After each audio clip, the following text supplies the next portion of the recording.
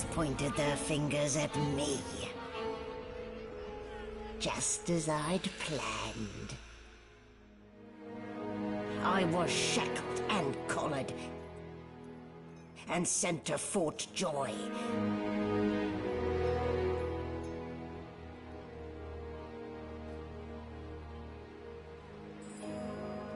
I'd come here to kill Godwoken.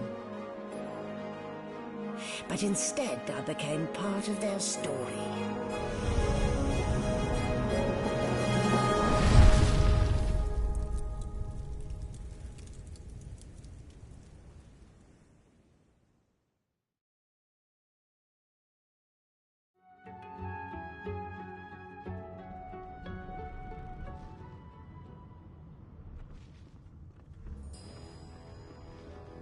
So, still a bit groggy, are we? Don't worry, the sedative will wear off soon enough. Easy now, no need to hurry. Get your bearings and report to me upstairs.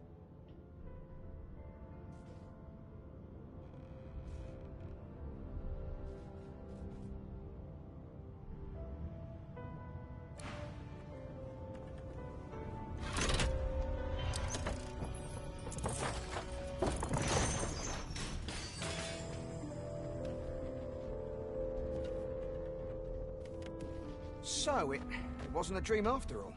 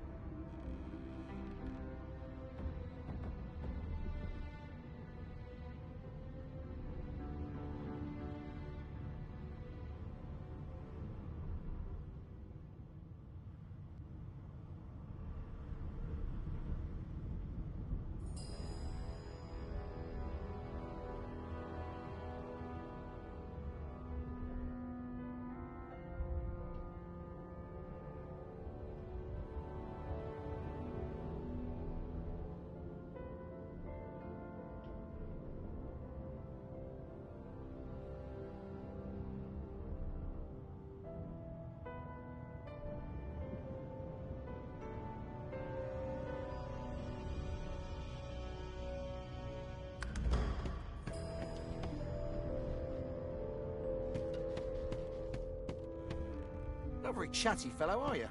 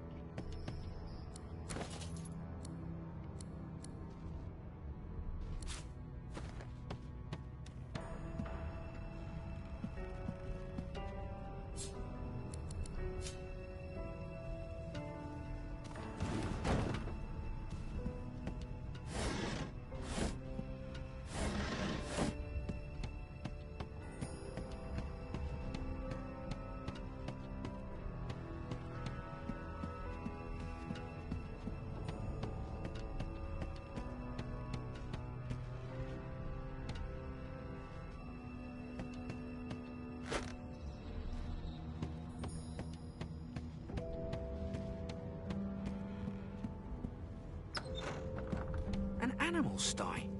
Freight or food?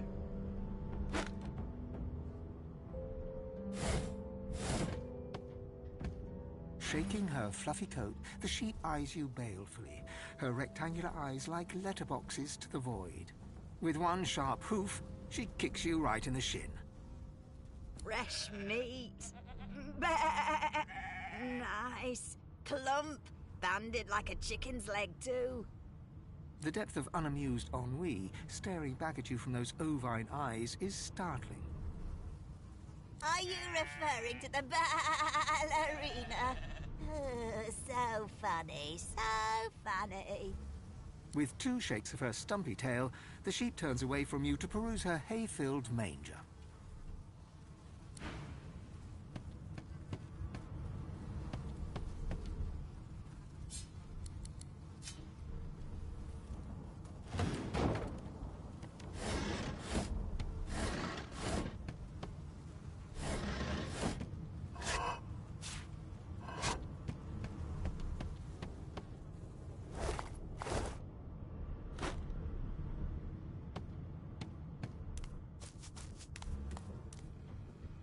Did you expect a needle? Did you expect a needle?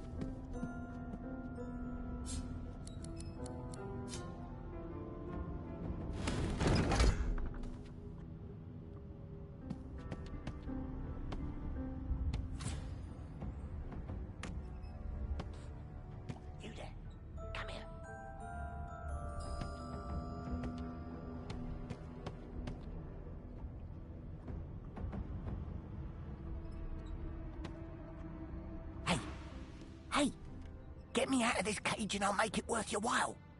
You in? Set me free, and I'll set you free. A fair trade, I should think. Your guess is as good as mine. Someone screamed loud as a banshee. After that, pure pandemonium. They never even told me what I was accused of. Just dragged me down here. Suit yourself. But we're all in the same boat here, so to speak. I'll await your return.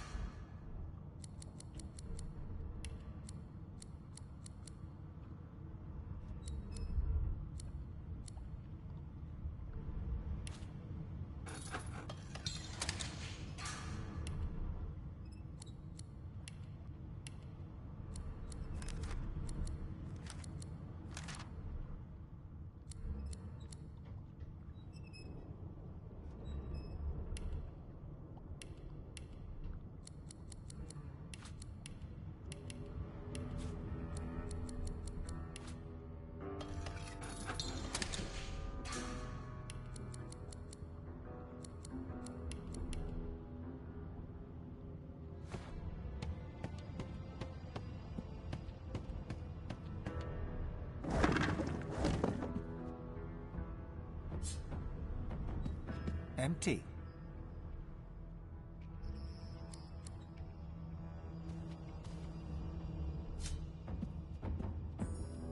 Empty.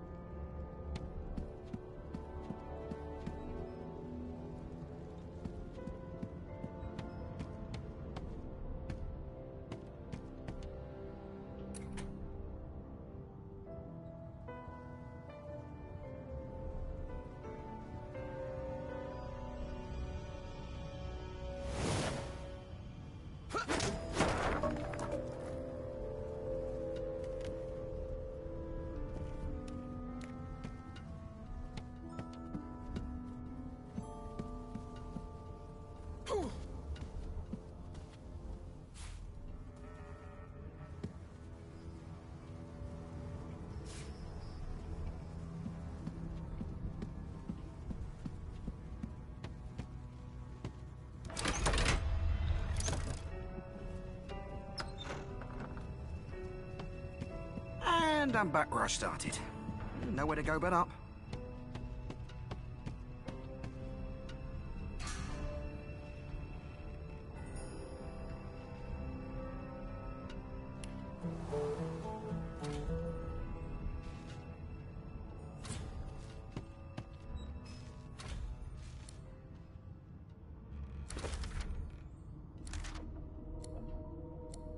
It seems as though there's a pattern. Blood. That can't be natural.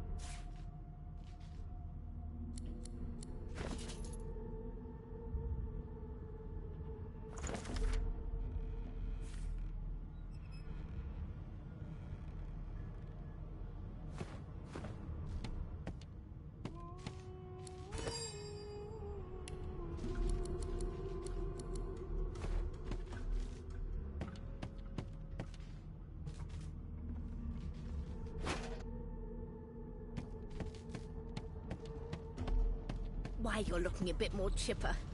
Yes. Looks like that collar fits you snugly enough.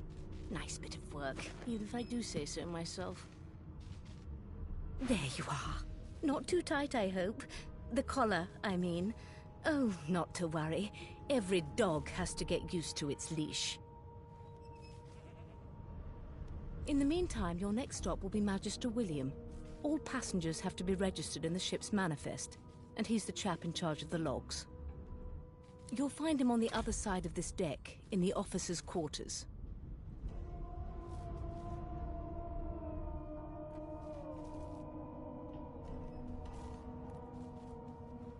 No marks, no indications. No. You're alive, and you're having a conversation. You are on a ship, of course, but luckily for us both, we're merely sailing the plain old sea. Index fingers pressed to her lips, she pauses a moment to give you a scrutinizing gander. My word, you do seem a bit befuddled, don't you? Perhaps I was a bit too generous with that sedative. Oh, well, I'm sure you'll soon gather your wits. Most likely. Eventually. In the meantime, all you need... A new life awaits, and if you're a particularly good boy, perhaps a cure as well. Good gods! There's been a murder here. A young magister stands pale and silent. Her knuckles whiten around her weapon as you pass. Behind the magister, a bloodied mass lies in a heap. Gore and limbs lie at odd angles. You can't make out a face amid the mess. There's been a murder. A sorcerer was killed by one of your own. Lucky you were busy getting your collar fitted at the time, or you'd be a suspect like the rest of them. Waters is investigating. She'll figure out who did it. Always. Aren't you enterprising? I'll let Waters tell you no herself. Go ahead. She with the body.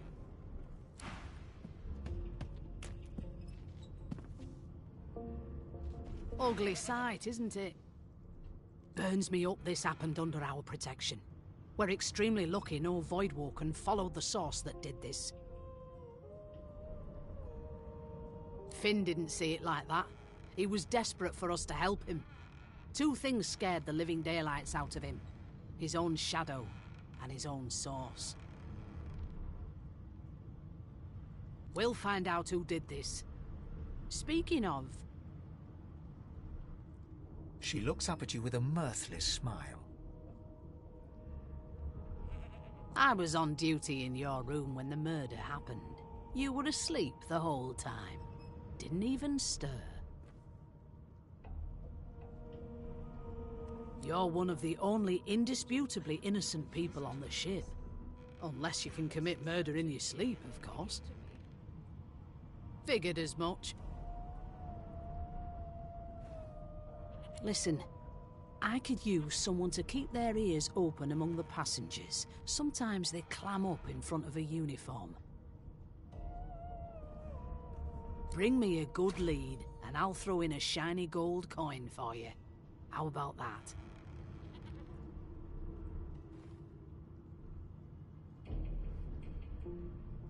A lizard of principle. I get it. Wonder how you'll feel when whoever did this does it again. You let me know if you hear anything. Whoever did this is dangerous.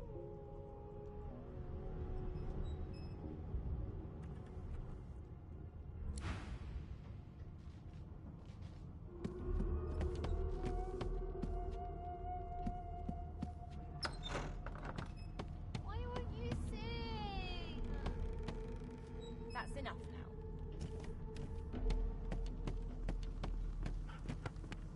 Ah, there you are. Husband. Would you please tell this very charming gaggle of not-at-all brat-like babes that I am by no accounts this Losa woman, nor do I sing, in fact. I'm deathly allergical.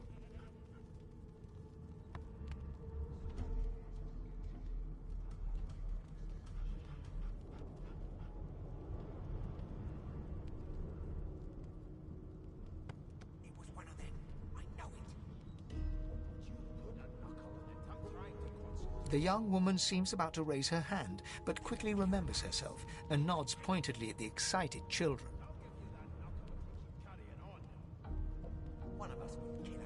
Who indeed?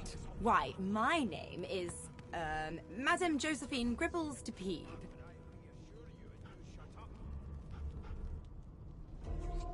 The children break out into giggles.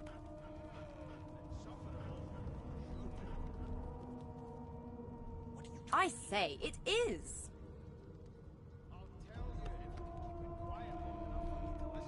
Her pinched face cracks into a great grin, and she shoos the children away from her with a laugh.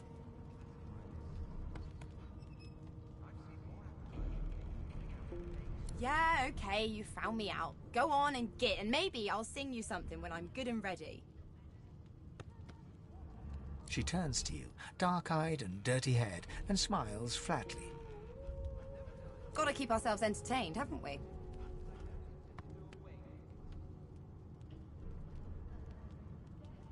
You presume right.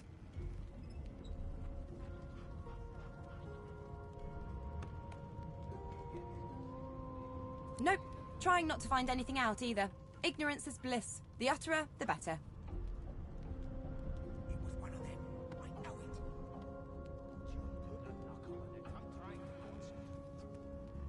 They don't care about us. We're like cattle to them. Thanks, but I already belong to an elite and exclusive ship gang. We play ball every day after lunch. You're too soft for it. They're picking us off one by one. You take care, though. Suddenly, her eyes cloud to an unnatural black. Greyish veins run down her face, and her mouth tightens into a cruel sneer. As quickly as they came, the clouds clear. She smiles as though no change came over her. Good luck, Chief.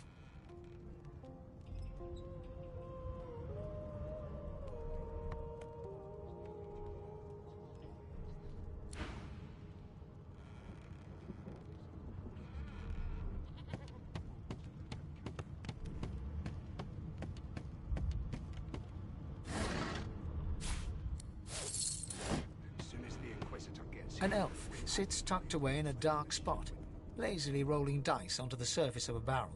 They sound like the dry cackling of an old witch. It was one of them. I know it. Snake Eyes. They don't care about us. She chuckles. I'll give you that knuckle if you keep carrying on. I bet that's just what they'll look like. They're picking us off one by one. Can we just skip to the part where I reassure you? Rolling dice. Deciding fates. She eyes you quite seriously. Not the future, no. But I can read the past in flesh. One of the perks of being an elf, you see. I'm quite good at it, too. I could lick your arm and tell you how you spent the night before last. Shall I? She gives your arm a vigorous stroke of the tongue, efficient like a cat grooming. You were in a cellar with other sorcerers. As everyone lay sleeping, you lay awake thinking of someone back home. A very special someone. You were reminiscing about the things you used to do together.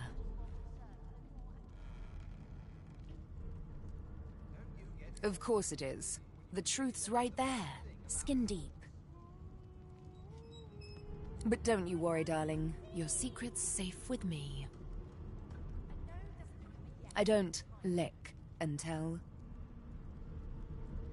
It was one of them. Don't worry, honey. It isn't yours. She looks you up and down with the merest hint of a coy smile on her lips. Never say never, though. We're like cattle to them. I'll give you that knuckle if you keep carrying on. One of us wouldn't kill our own. They're picking us off one by one. A broad dwarf sits totally upright on the bench, eyes closed, palms face up on his knees. His beard is a cascade of meticulous plaits, each one braided through with golden medallions. He raises an eyebrow as you approach, but doesn't open his eyes. Listen up, boy. You hear that? Unacceptable. I've never dined on anything less than a dozen-course dinner, and I don't... The ship, of course. A wave of sound washes over you. the unintelligible chatter of your shipmates, the groaning of wood from floor to ceiling, the boom, crash and crackle of waves around you, complaints from the sea itself. And?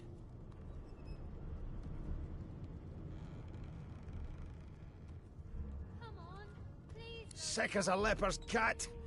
From the state of it, I'd say she's being cared for by a bunch of beardless babes who never loved anyone but their own mums.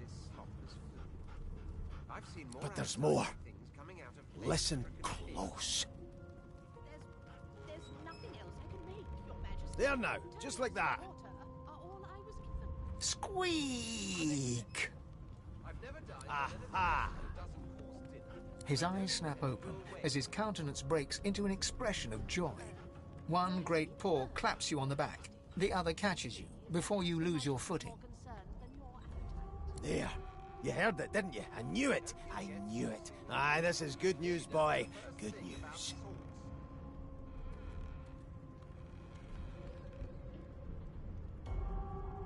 It's the wheel. The wheel. Don't you see, you beautiful idiot?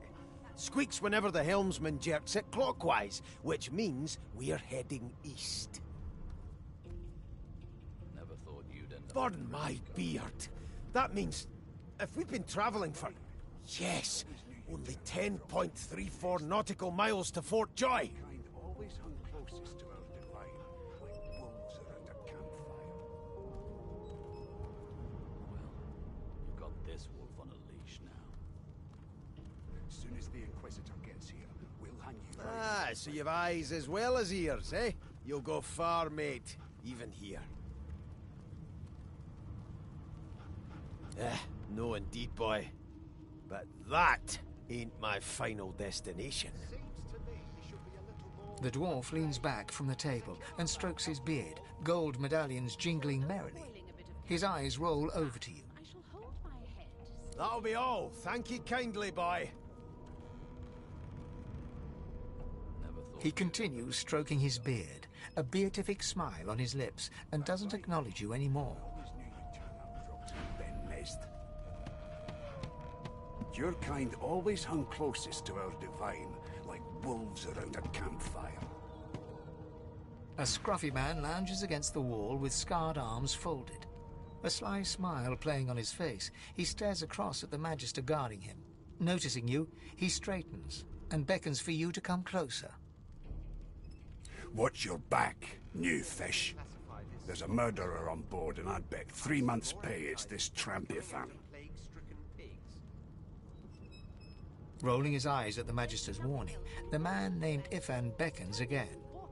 He leans in and adjusts your collar with a sharp tug, balancing its weight so it no longer presses unpleasantly on your neck. He winks. Pinches less that way, right? Hocking a phlegmy gobbet in your general direction, the sullen Magister settles back to his task of glowering at Ifan. And now, you. We used to know each other, more's the pity. I was his commander many, many, many moons ago. Isn't that right, Vic? Standing far back from Ifan, the tight-faced Magister draws one finger across his throat in an elaborate fashion, but says nothing. Ifan grins, flashing pointed white teeth. Same as he was at 14 years old. Only difference is somebody gave him a bigger sword and now he's Johnny Big Pants.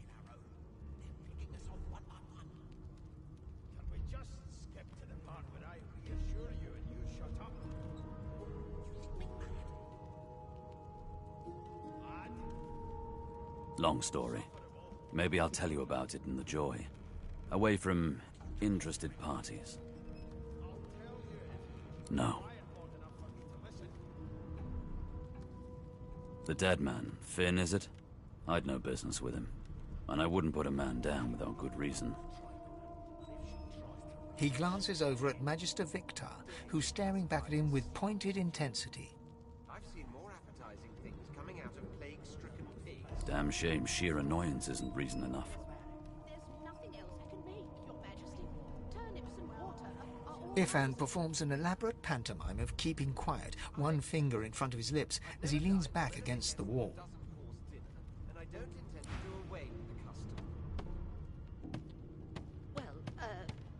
There's been a murder, Your Majesty. Maybe that has the Magisters more concerned than your appetite. Don't you get saucy with me when you clearly don't know the first thing about sauce.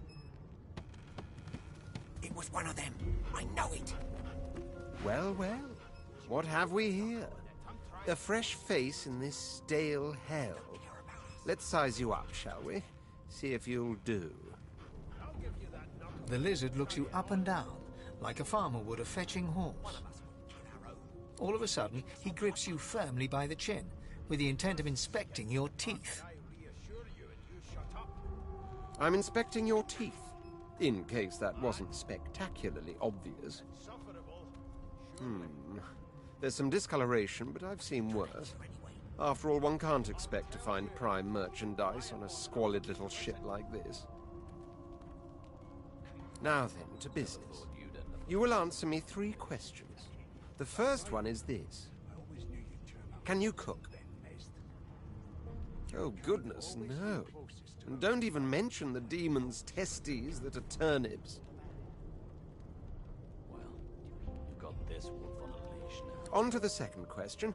Can you knit, weave? In short, tailor? Yes, I can tell from your vagabond chic, a bag is as good as a shirt kind of style. I shouldn't be getting my hopes up. On then to my final query. Have you the ability to administer the upkeep of one's personal appearance? The delicate art of cosmetics is what I'm after. Just as I thought. That explains what's besieging my nostrils. So, 3 questions asked, 3 questions answered. Let's evaluate, shall we? As per your own testimony, you have the taste buds of a dung beetle, the fashion sense of a monkey in a clown suit, and your personal hygiene reminds one of a carcass rotting in the sun.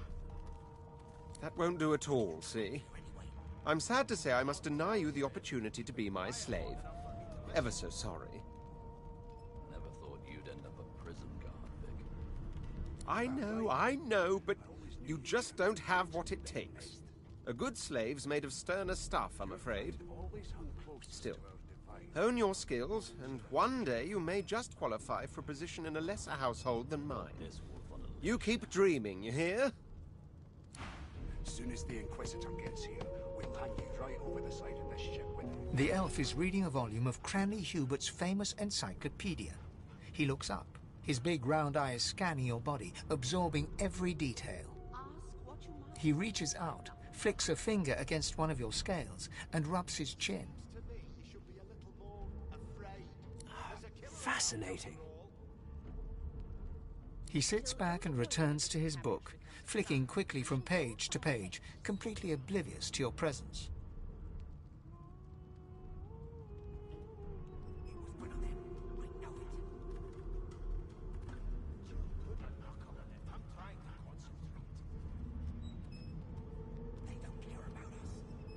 I am reading. Is this not evident? My book is in my hands, my face turned away from you. Perhaps my eyes not on the page. Damnable things. He grabs a metal plate and watches his reflection with one eye as the other shifts left to right and up to down. He repeats the maneuver with the opposite eye. Nope, they are working quite adequately. It seems you are at fault. Predictable, really. Ah, yes. The niceties. My name is Fane. I am a scholar from... well, I am a seeker of knowledge. That is enough. It is pleasurable to meet you.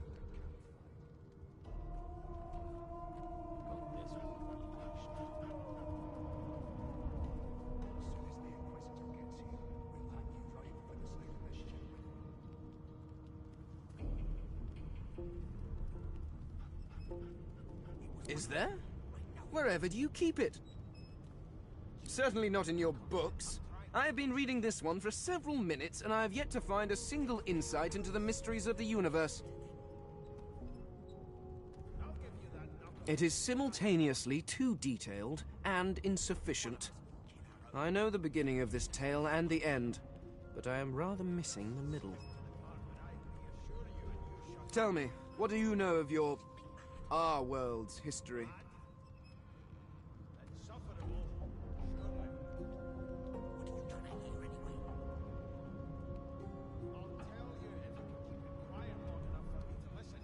Oh, please. I have no interest in that. Your books are too full of it already. No. I want to know about the Celestial. I want to know about your gods. This text tells me that they created all creatures, but nothing of what came before. Where did these gods come from? Who are their people? Where are the others of their kind? Of course you don't have any useful information. Why did I expect anything else?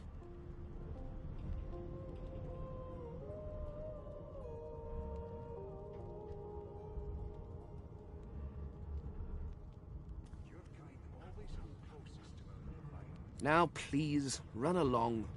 I have a world to decipher.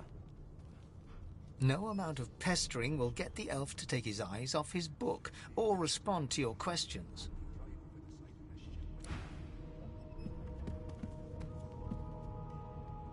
Here to register, sir. Good, good. Magister Williams is just about done with the last passenger. You faring okay so far? Glad to hear it. You head on in now. Williams will get you sorted fast.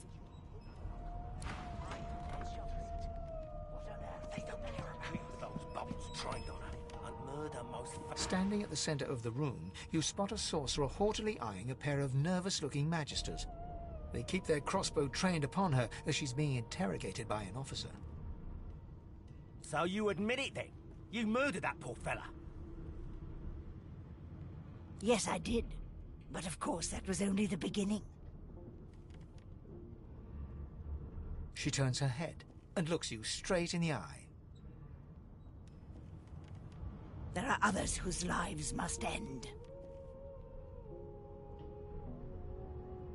Good God, the woman's mad. You there, sorcerer, go and fetch Magister Siwan. We need to do more than collar this maniac. We need to shackle her, hands and feet.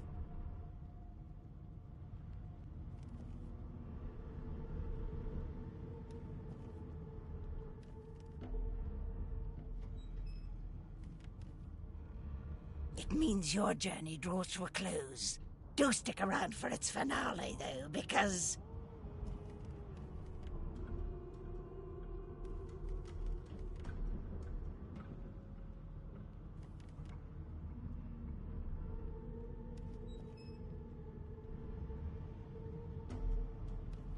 She reaches for her collar and simply removes it. I'm just about to create a scene. Subdue her, men, quickly! If she casts Source, the Voidwoken will come. They'll end us all. She smiles with wicked satisfaction.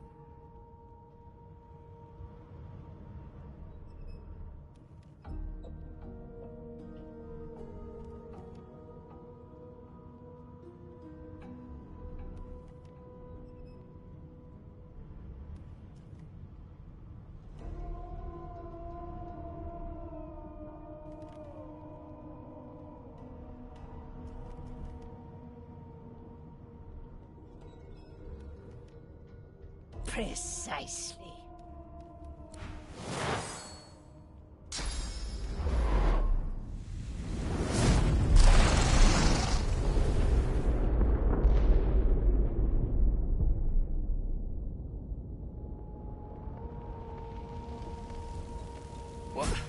What happened?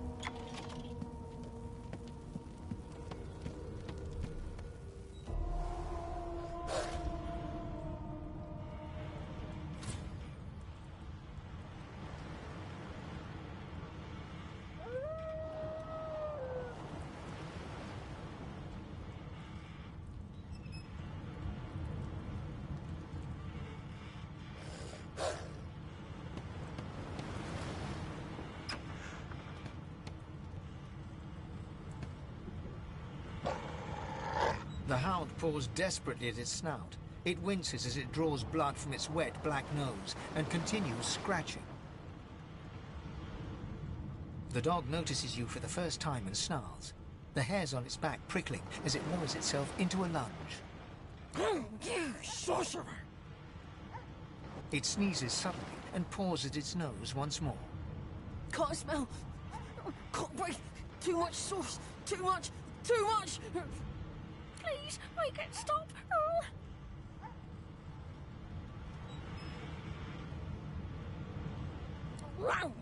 Sorcerer! The dog whines and continues pawing at its nose. Not long before this thing snaps into splinters!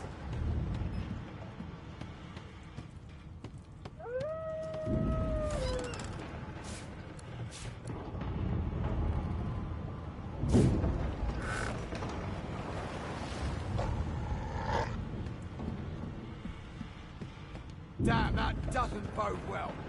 Onwards and upwards.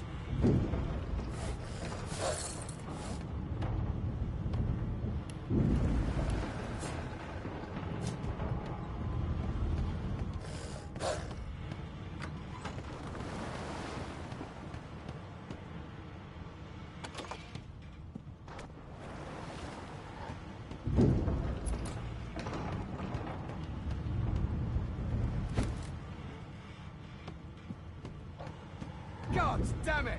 We need to get off this wreck, and quick!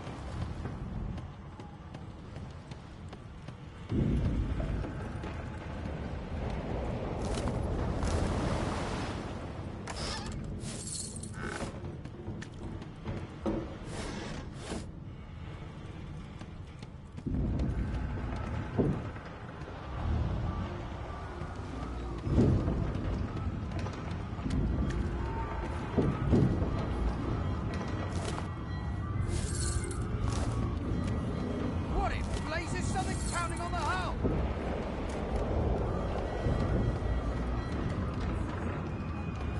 The marking on the door was painted recently, judging from its pungent scent.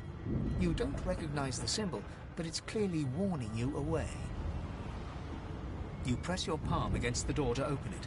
The wood feels neither cold nor warm, but simply grey. The color drains from your hand, and you are left numb. It doesn't budge.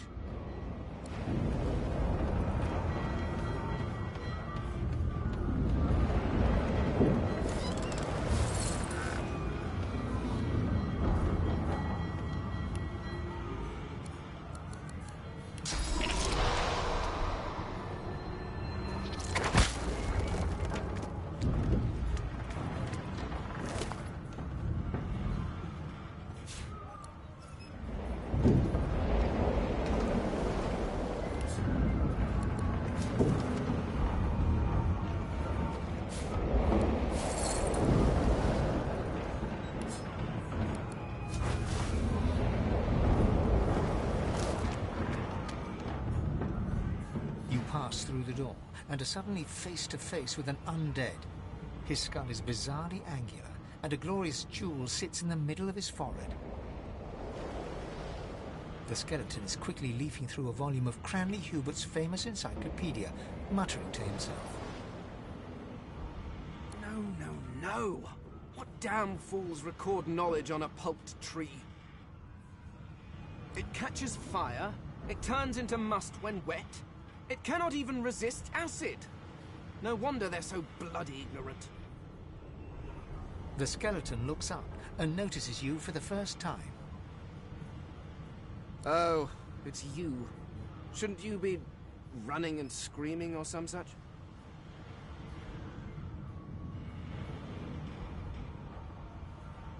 The skeleton groans and looks back to his book, frantically flipping from page to page. Yes, indeed. It's the look of someone that wants to read the bloody book he's holding. Now, if you're really quite finished, I believe you have lifeboats to flee to. Please, I was no more an elf than you are those rags you're wearing.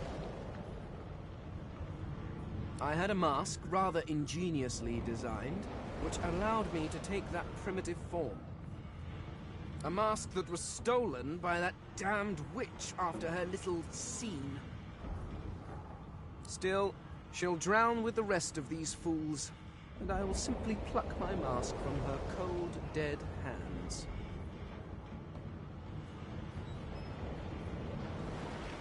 Indeed. Just as sensible as getting off a sinking ship and leaving a fellow to his business. I would say good day, but it seems quite likely that you're about to die a rather terrible death, so... The skeleton shrugs casually and returns to his book.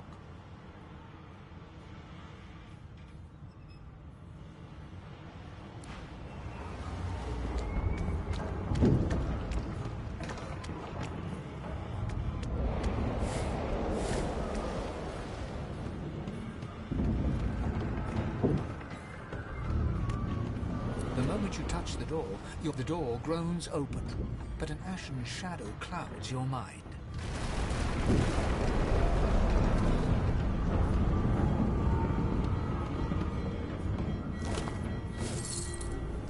Death fog!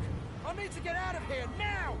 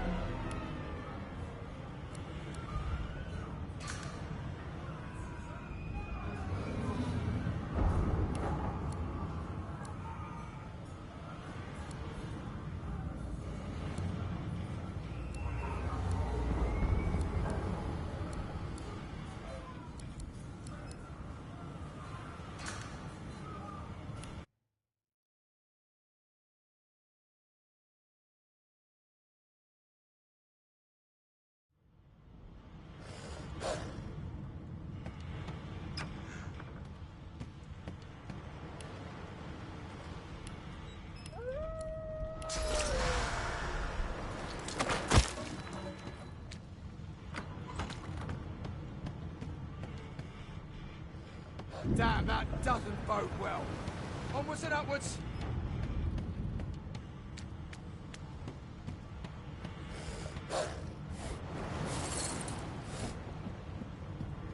Not long before this thing snaps into splinters! The hound paws desperately at his snout. It winces as it draws blood. The dog notices you for the first time. It sneezes suddenly. Can't smell. Please, make it. The dog whines.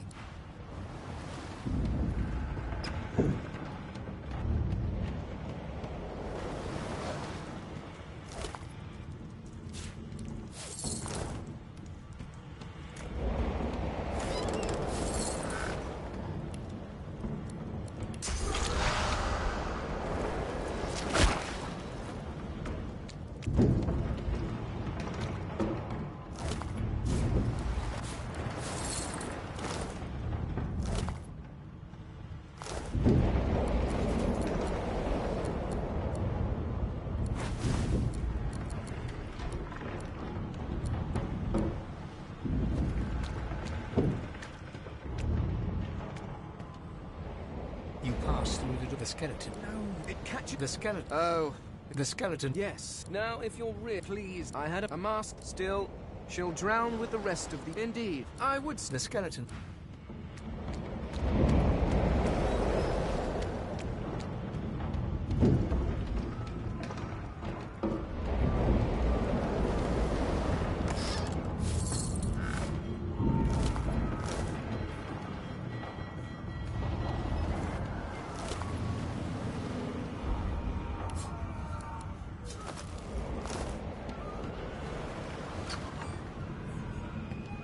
God damn it!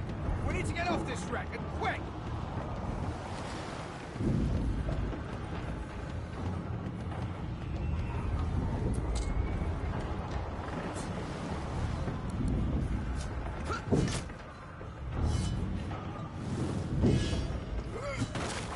Thank the gods!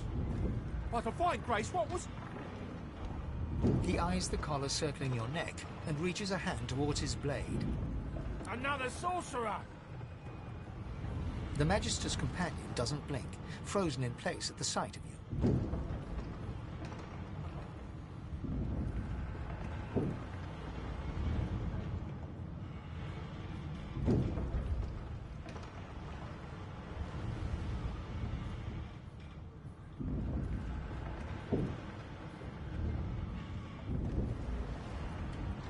Even if I knew how to rip that thing off, I wouldn't. Some crazy banshee comes screaming through, and now we got void bugs swarming up top. Sorcerer mutiny! He whispers loudly to the other Magister.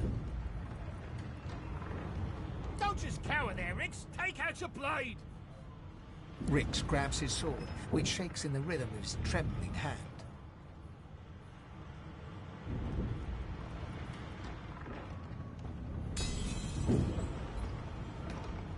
Rix looks to his companion, who then looks to you. They drop their hands to their sides. Go then! Get out of here!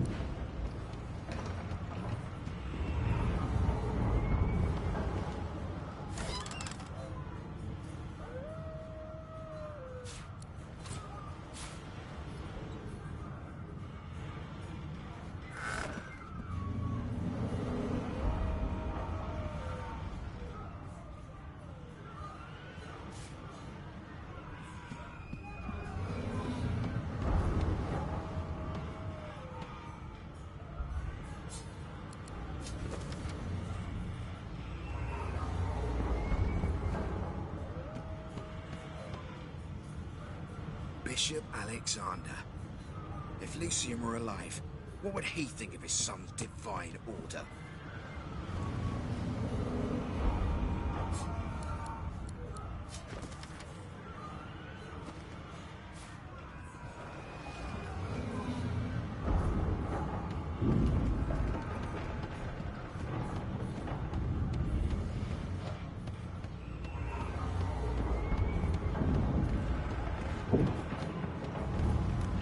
What in blazes? Something's pounding on The marking on the door was painted recently. You press your palm against the door to open it. It doesn't budge.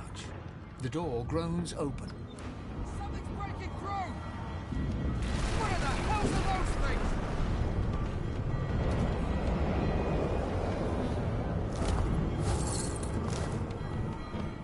Death fog! I need to get out of here now!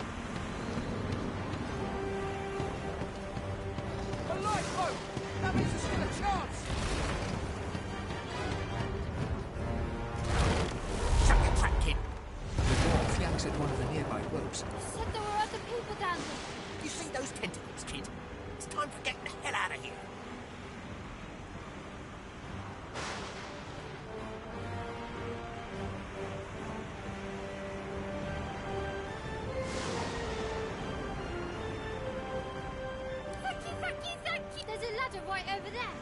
You can go straight down. You're gonna be the death of us, you hear?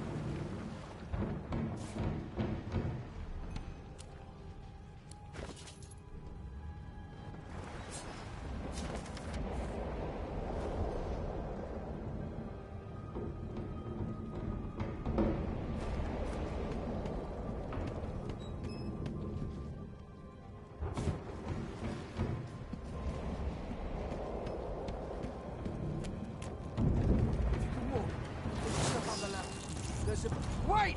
Void Woken!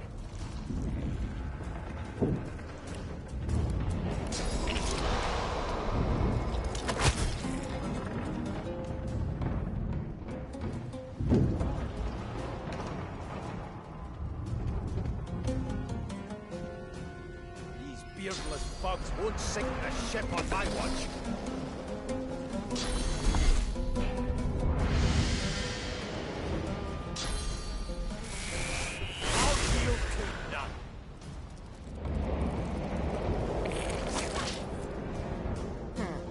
Let the games begin.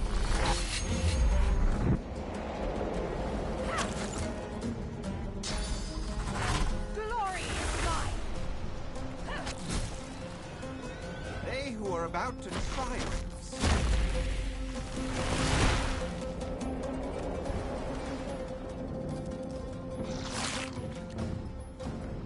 I thought Void Woken was supposed to be scary. I've faced worse.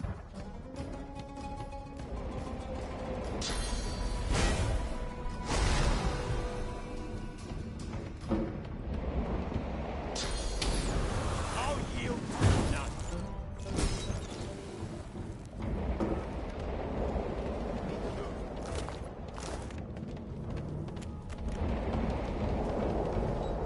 We make a pretty good team.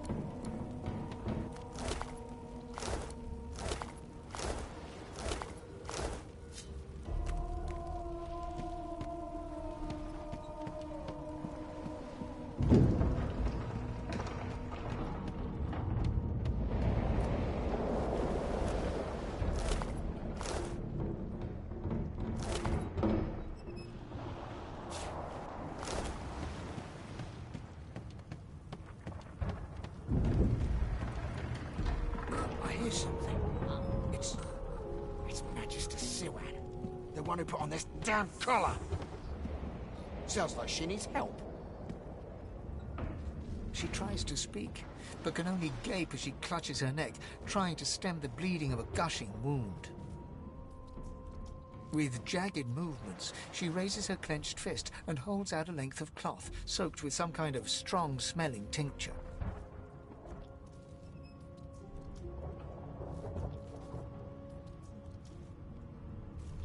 Blood quickly soaks through the cloth.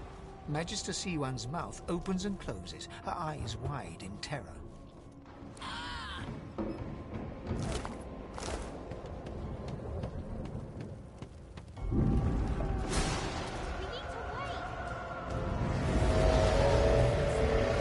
There's no time.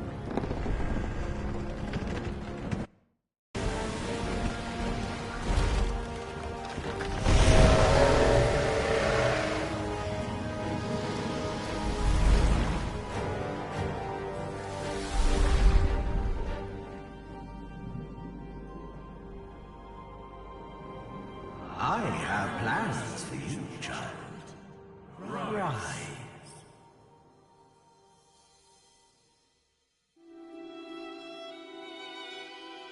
Honorable Dallas, we lost a ship sailing sorcerer prisoners to Fort Joy. We assume some escaped and broke their collars. Their vile magic lured the Voidwoken. All who were aboard are presumed dead. Yours faithfully into eternity, High Judge Oriven.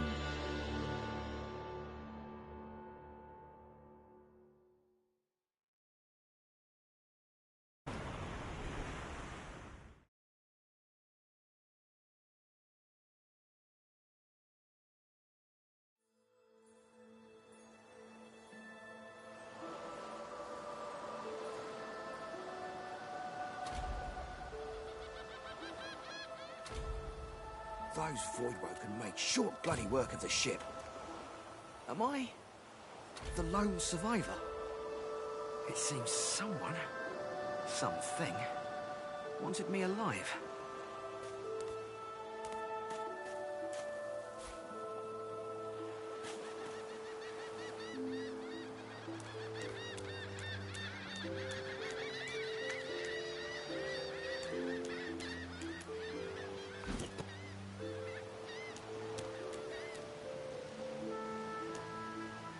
Well, this won't be of any use.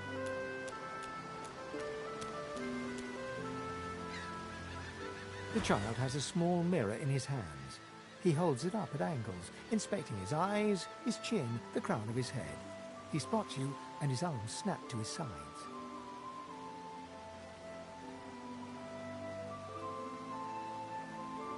I'm not supposed to talk to lizards.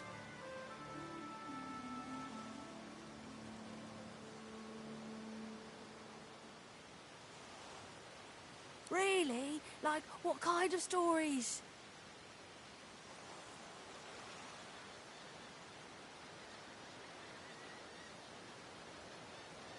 A seven-headed snake? That sounds scary. Can I hear it anyway? You want me tell the tale of Visha, but despite your best efforts, you notice that your knowledge of legends and monsters is somehow upsetting the child.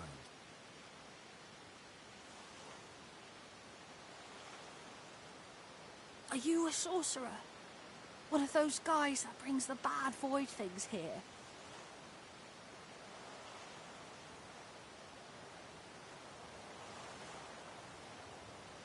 The child looks at you straight on, unafraid, searching your face.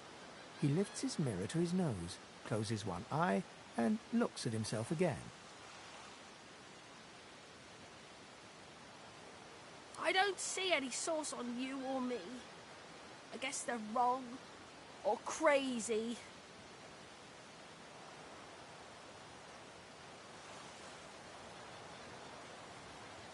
No one cares where I go. They know I can't leave the island. It's nicer out here than inside anyway.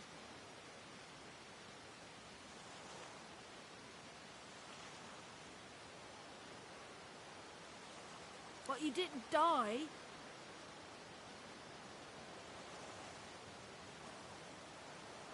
Guess I am, but it's just normal to be scared. Nowhere isn't scary.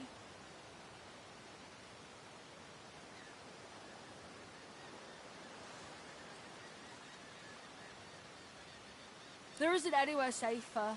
That's what I mean. You'll see.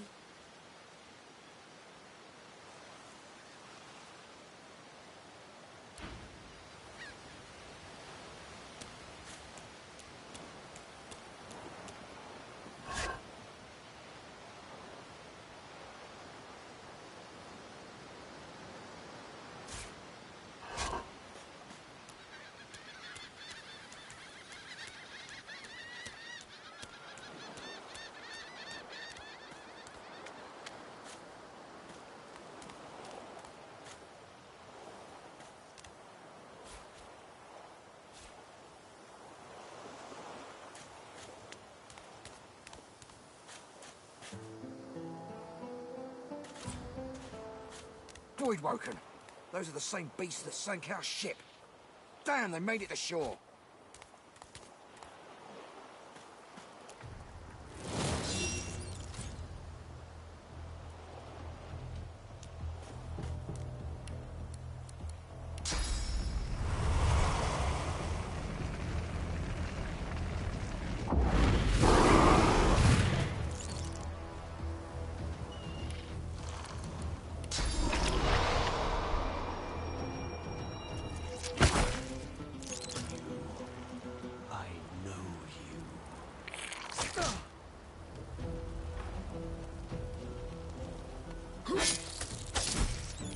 These bloody collars were supposed to keep those things at bay.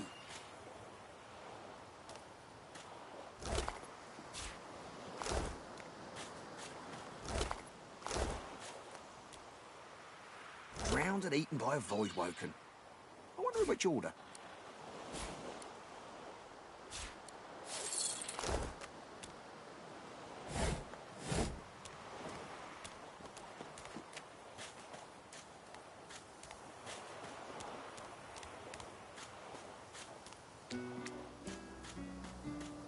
Here, Quercus. Another giant. My word, this blasted isle is teeming with them.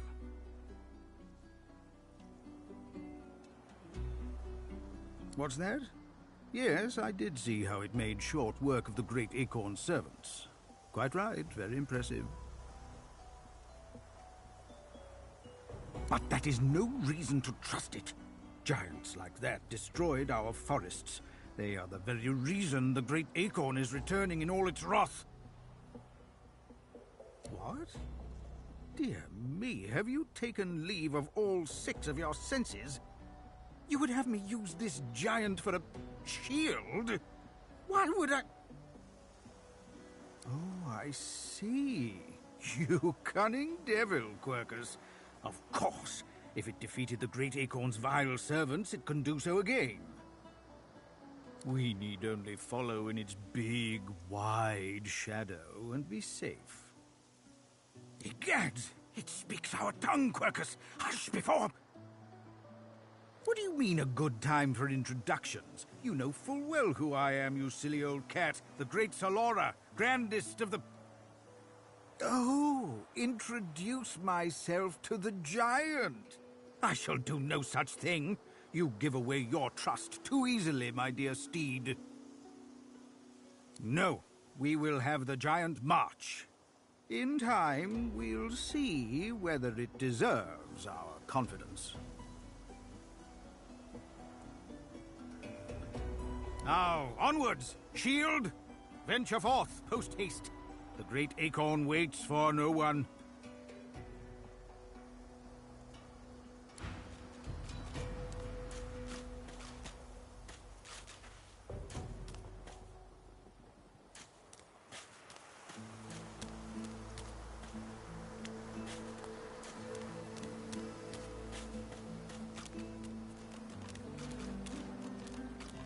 You spot a strange lizard, gazing over the water with a steady, malcontent stare. His skin is of a bright, blood-red color. Could he be... Yes, you recognize him from the ship. It would seem you're not the only one who survived the tentacles of the deep. The lizard turns about with the graceful ease of a dancer, or a duelist. You lock eyes with his, two smouldering embers that sizzle your very soul. I did survive, yes.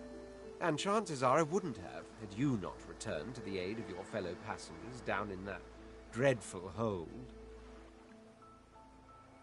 You have my gratitude. Hand over heart, he salutes you with a bob of the head. More than a nod, though less than a bow. Yes, I'm sure you've all the makings of a hero and all that, but let's not get carried away, shall we? Now then, if there's nothing further... If you really must know, I haven't quite decided yet. I've a frightful amount of things on my mind, hence my standing here contemplating the waves. He sighs dramatically. Tell me. What do you see when you cast your glance over this ocean? Memories. Quite so. He looks out over the water once more, and so do you.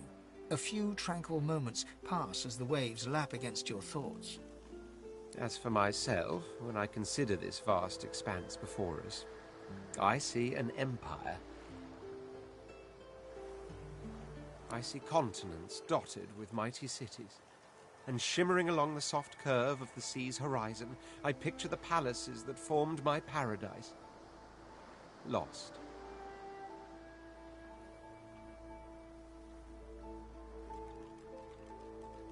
What do you mean, what do I mean? I mean just what I say. I had a very actual empire that I lost.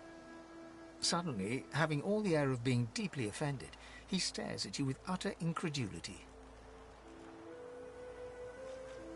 Well, don't just stand there gawking like an ape at an abacus.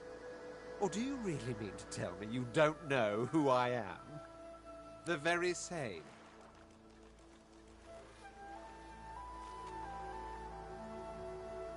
I am the Red Prince, the All-Conqueror, the World-Tamer, the Spouse of the Sun. Of course you know me. There's a brief moment's pause, during which his grandiloquent pose deflates ever so slightly.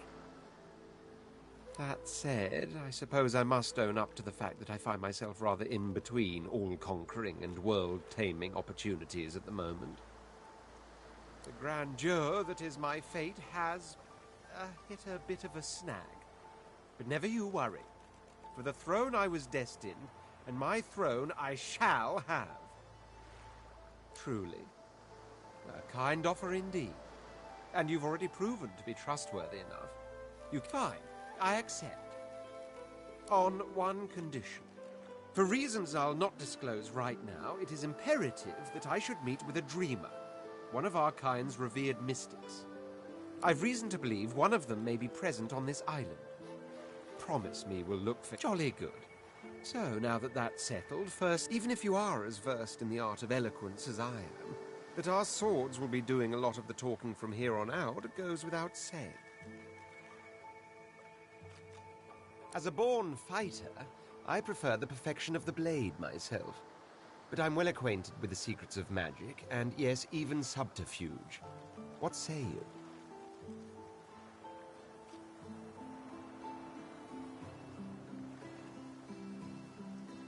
Very well. Onwards then to victory or death. The Red Prince nods and gives you a smile that wavers ever so delicately between courtesy and contempt. Now, as you're aware, you'll be traveling with... As your luck... Of course, there are other forms of protocol to bear in mind, but I'll see to it you'll pick up the...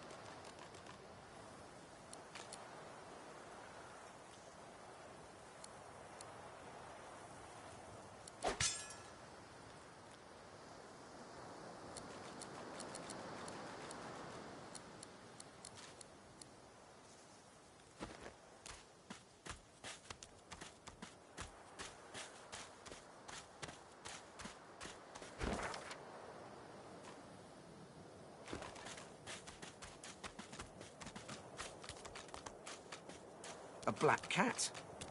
Some would see this as an omen. It seems we are The not cat's the only eyes are ones. clouded and grey, but it stares at you with acute intensity. What? How did I get... Hey, stop following me. What? No, that can't be. I can't... Hey, stop following me. Huh? Yeah, fine. I'm fine. I'm not sure. It's all a little foggy. The cat opens his mouth as if to speak, but his eyes lose focus, and with a jerk he turns away from you.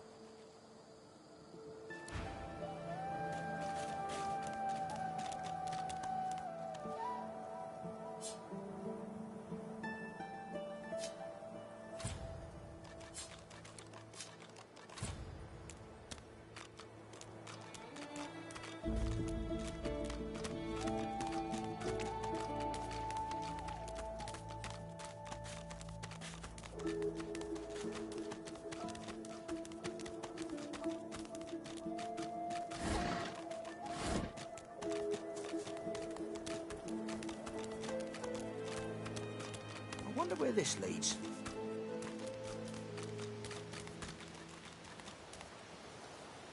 As the alcove opens up, you see the same skeleton that you met on the boat before it sank. He's still not wearing his mask. He's leaning over a corpse, prodding and pulling at the skin of its face. Bugger. How on earth am I supposed to... Skeletal fingers reach down and grip the skin of the dead man's face, pulling sharply upwards. After a few more tugs at the man's cheeks, the skeleton relents, letting the head drop to the ground with a damp thud. Damnation. That stuck fast. I wonder, does the beard act as some form of anchor? Ah! No! Stay back! Don't... Oh, it's you. I must admit I'm surprised.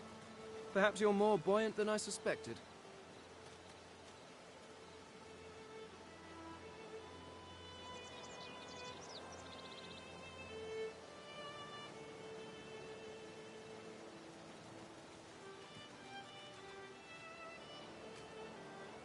It seems the human that stole my mask was rather more resourceful than I gave her credit for.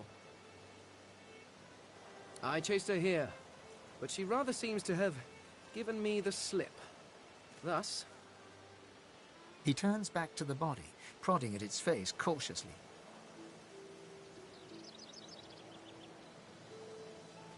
Oh, yes. An exceptionally common, but exceptionally valuable commodity. A face.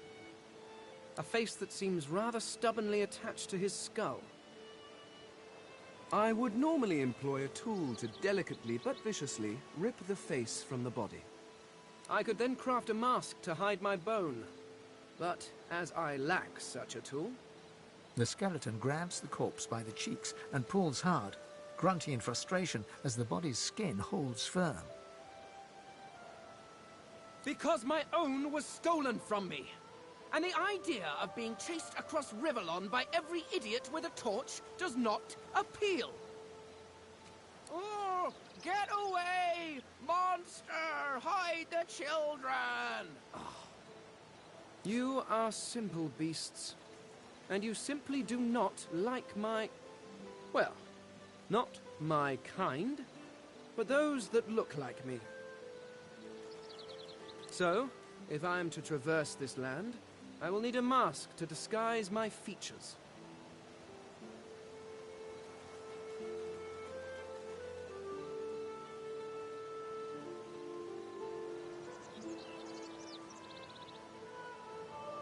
Simply put, I am an Eternal, and you are not. You have my sympathies. Indeed, no one seems to have the good taste to be. My people are rather absent. At least from this realm. As for the others... well... there is an excavation site at the Black Pit's oil fields. Perhaps there I'll find my answers.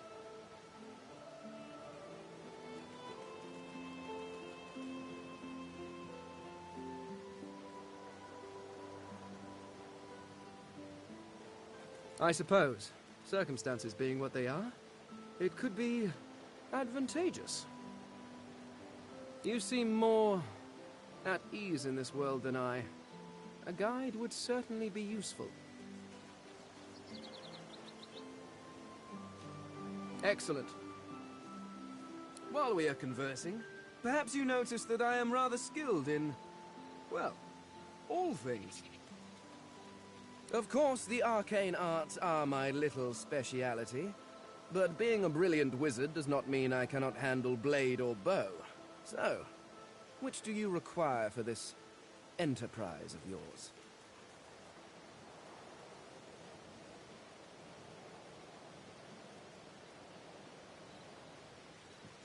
I could do that with one hand behind my spine. Now, shall we get on? There is rather a lot... Splendid. Very well. Let's be off.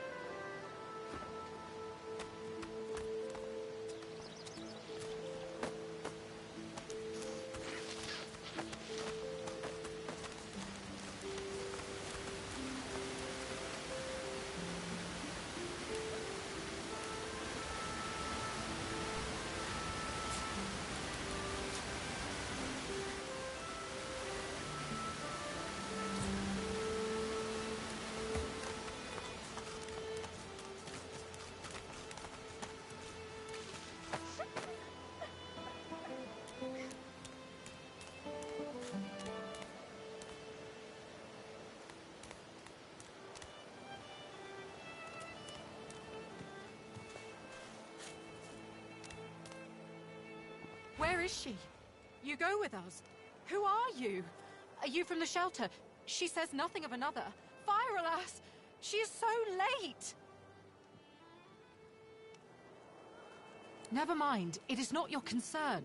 You leave. But... She leans forward. Her eyes are wet with fear as she takes your hand. please, do not lead anyone here.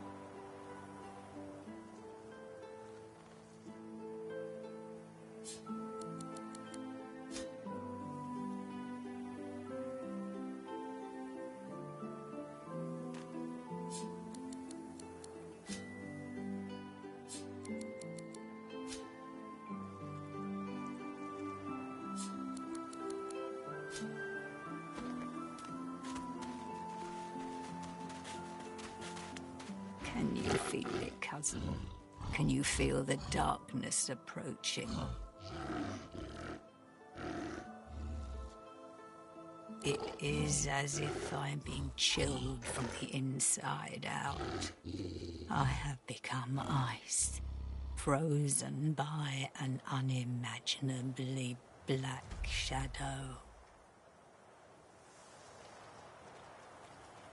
It threatens to consume me. It threatens to consume all.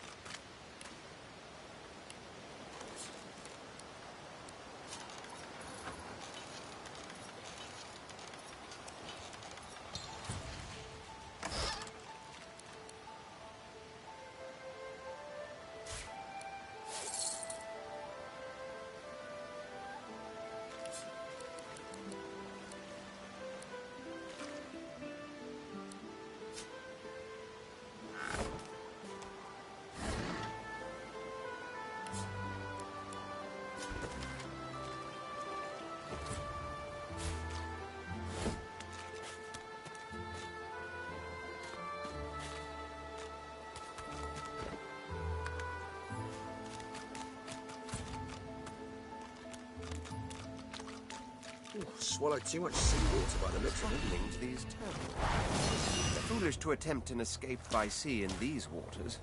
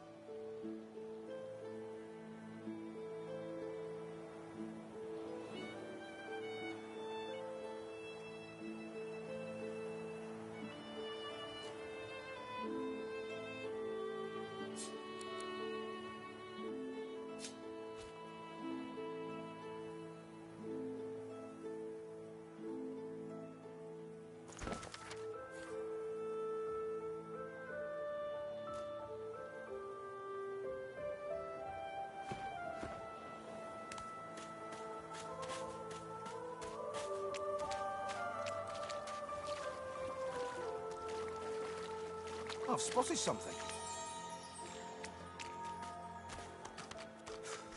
Let's hope this is worth the digging.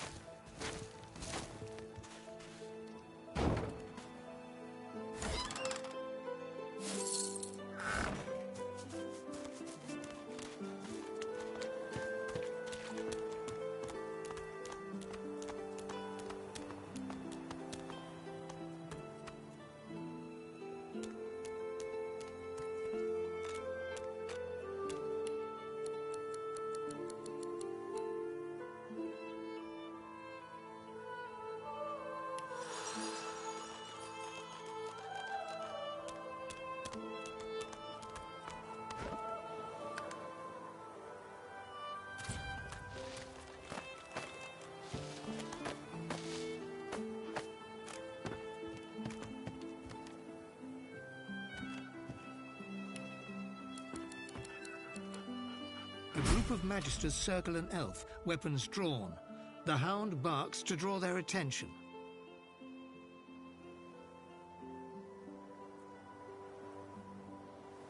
Sir, we've got company.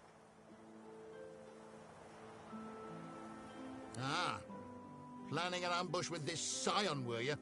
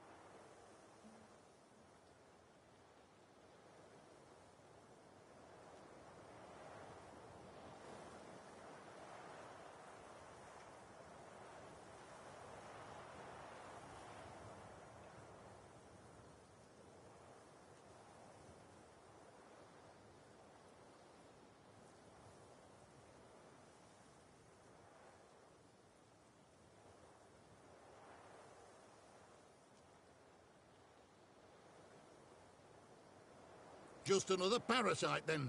We'll get to you once the witch is dealt with.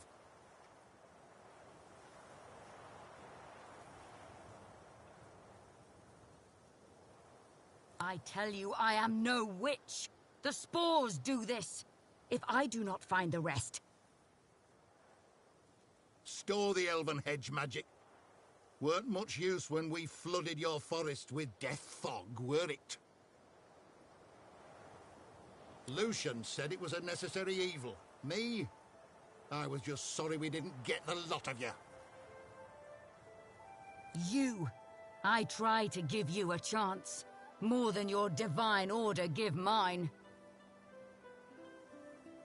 Oh, sir. Her armor! The scion twitches in sudden rage, and her armor uncoils, as if made of living vines. No more chances.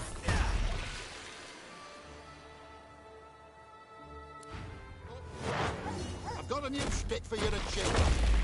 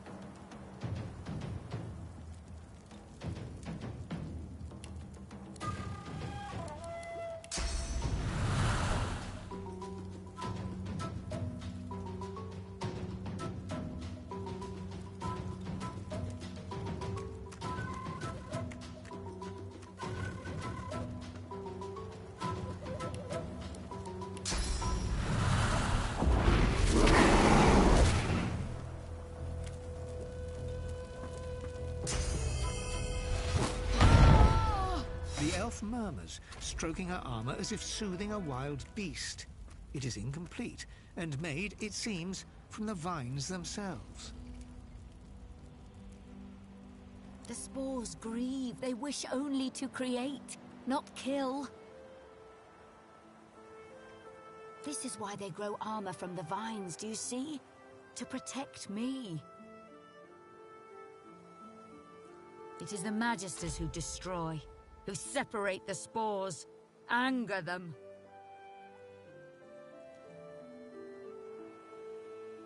A sad thing, even so. The spores are creation magic. So old even we scions forget.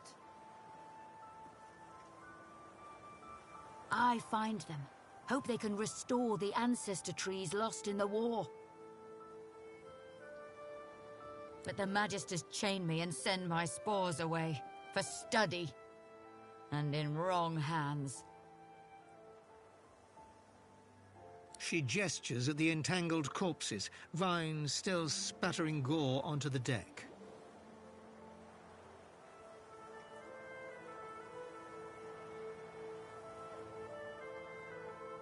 No. You speak like a Magister. These spores are meant for life, not death. The armor is alive, and I sense it wishes to be whole. Perhaps then it truly speaks as the ancestor trees do. I find its spore mates and see.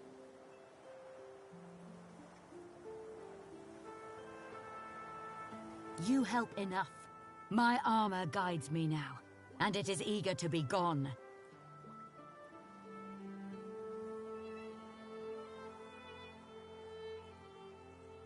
I hope one day you visit my homeland, where the ancestor trees bloom once more.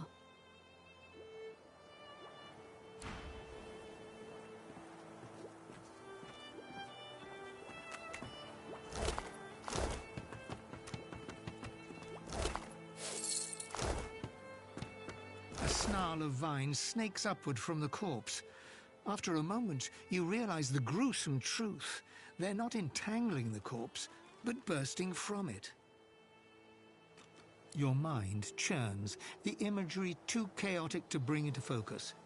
The incursion ends, leaving you feeling weak and somehow exposed. The vines have split the corpse's chest with incredible force. Thin roots wriggle from limbs and nail beds, anchoring it to the ground. The vines encircle a rough depression, as if something held there was violently torn free.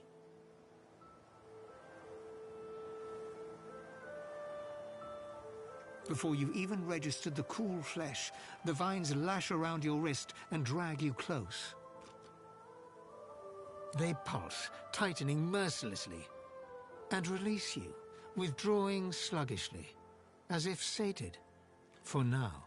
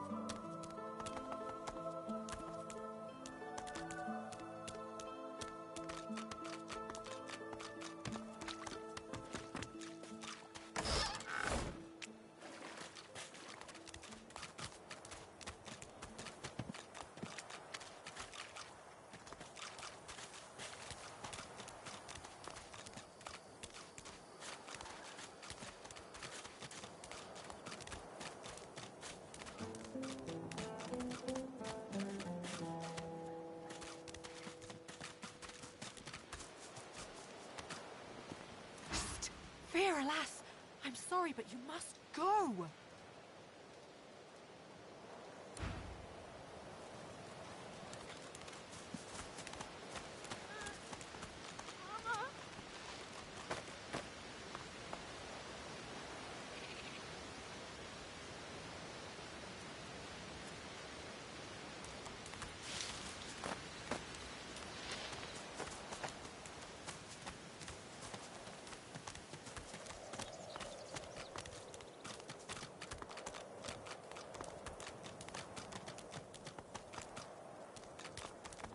What's this?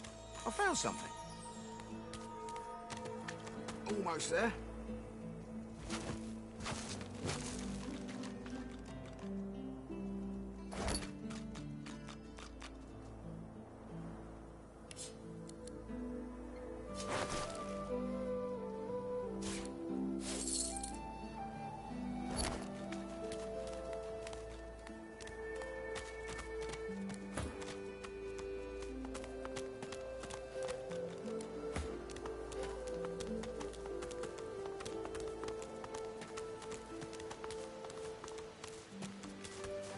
Boring.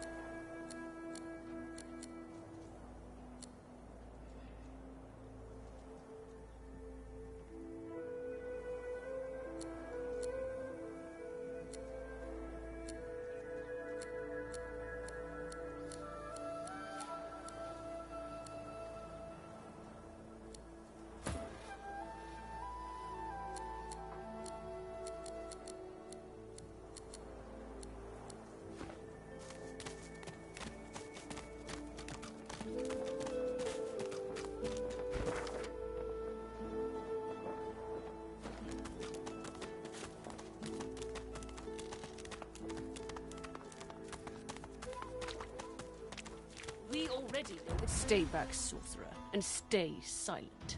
Our Godwoken speaks. We know you've been helping sorcerers escape, Atusa. We have proof. I'd sooner cut my tongue out than lie to you, Alexander. I know nothing of any escapees. If you can tell the Godwoken no more, your tongue is of no use. Cut it out.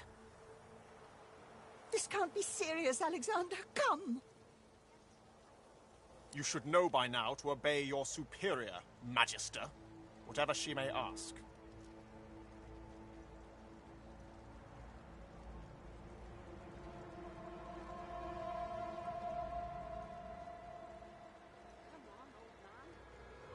Stay silent, lizard! Atusa pinches the tip of her tongue with 2 fingers and brings her dagger to its root. Her eyes squeeze shut. Drops of blood form against the dagger's edge and quickly fall to the ground. She groans. Stop! My father, may his soul rest in peace, would be disappointed in you, Atusa.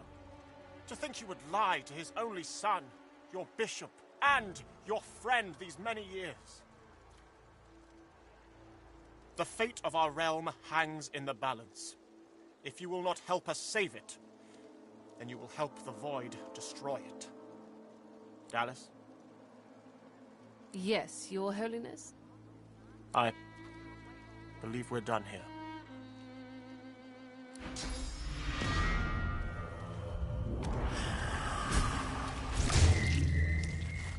What a waste. Come, we'll be needed elsewhere.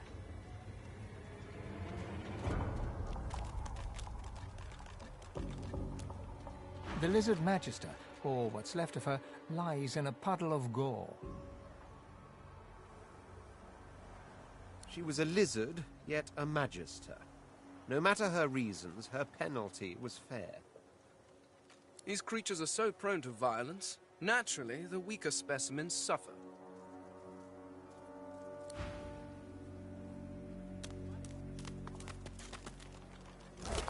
He hasn't changed a bit.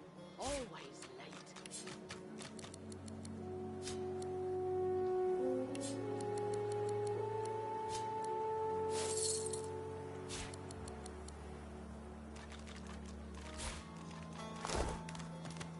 Come on, old man. I can't wait all day.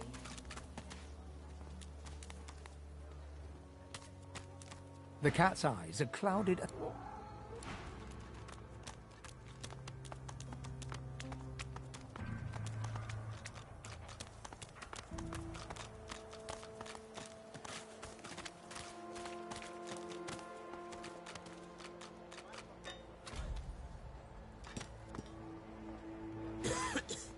I got my eye on you, Scaly. Don't try any of that sauce business on my watch, or I'll do to you what the hammer did to that traitor.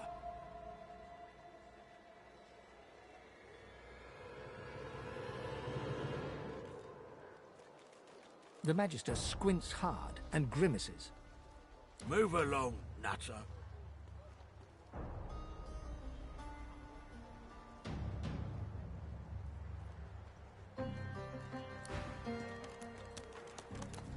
Come on then, Lexi. Pay up. I find any bread. I want no trouble. Bread or a brisket, all's the same. Your grift teaches you to bully others. Oh, I don't feel so good. You keep his name. You! Help me teach this beast. He must respect. If not, he comes for you next. Respect? Huh. Someone's got to keep this place running. Griff can't do it for free. Why'd you gotta make this so hard? An intense-looking man steps between the thug and the elf and rolls up his sleeves, revealing well-muscled and heavily scarred arms. You recognize him. It's Ifan, who you met aboard the ship on the way here. Just stand aside, won't you, mate? This is no business of yours. Lone wolves decide their own business. The thug freezes in fear for a moment, before shuffling back to the protection of his crony. Pay up, elf. No one shorts Griff. Especially not one of you. Burrow looks you both up and down, sizing up your combined threat. Ah, get out of here. The both of you. You ain't worth the sweat on my brow anyhow.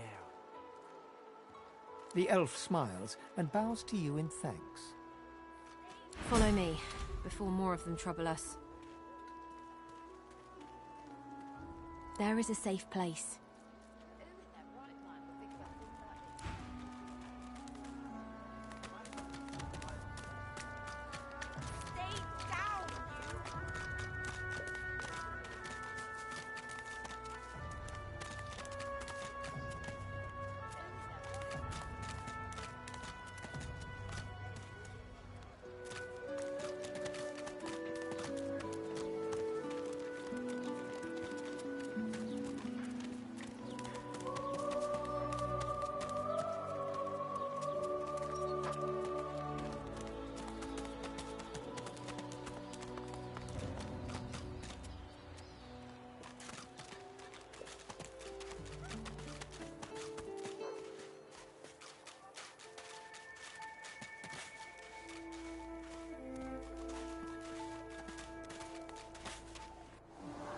little reprieve from the din outside.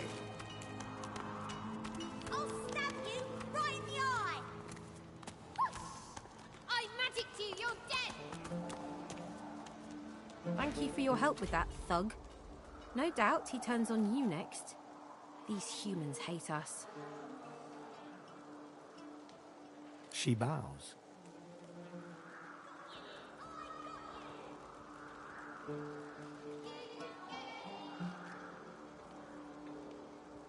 I hear of no escapes.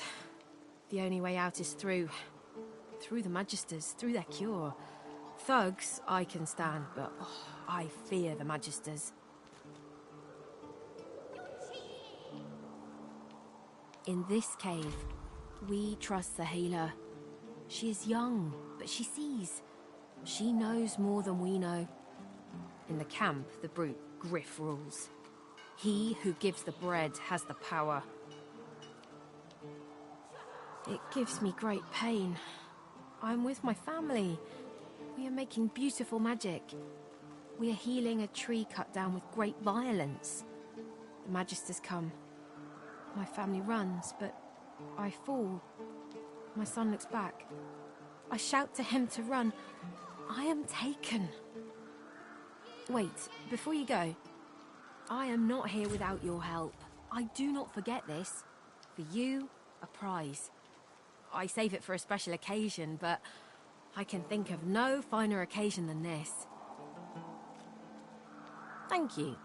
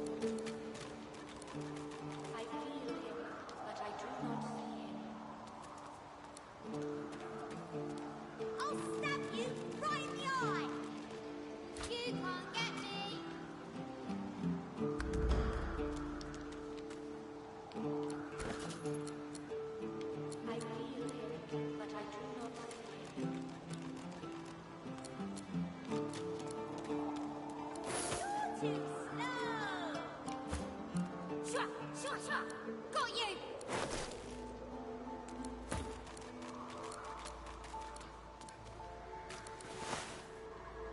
I know they help. Ah, my friend.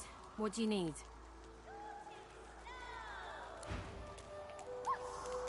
I magicked you, you're dead!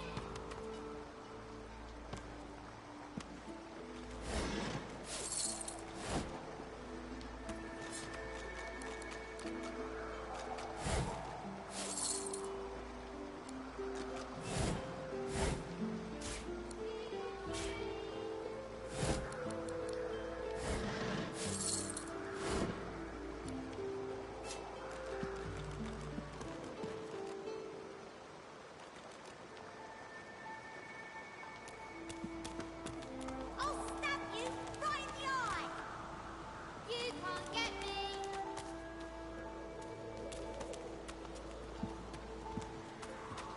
The young girl's eyes are covered, but she turns towards you when you approach. She smiles as though she recognizes you, though she couldn't have seen your face. Ah, hello. I see you come a long way. I see you come here seeking a great adventure. Do you find it? She laughs and looks around as though taking in the scenery, though her eyes are still covered. Many people to meet, many stones to turn, and there is a great joy here, as though the walls and water themselves were made by many smiling gods. Even if we are here under unhappy circumstances, still I feel it. I see it before my eyes.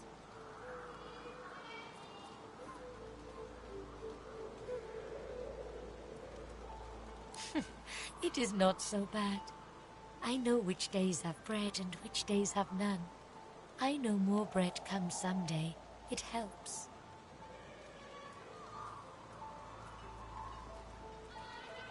Your life is not your own. Your life is for us all. I cannot say more. You see... Her eyebrows shoot up. There can be a way. Amiro knows. But he is gone. Do you see him?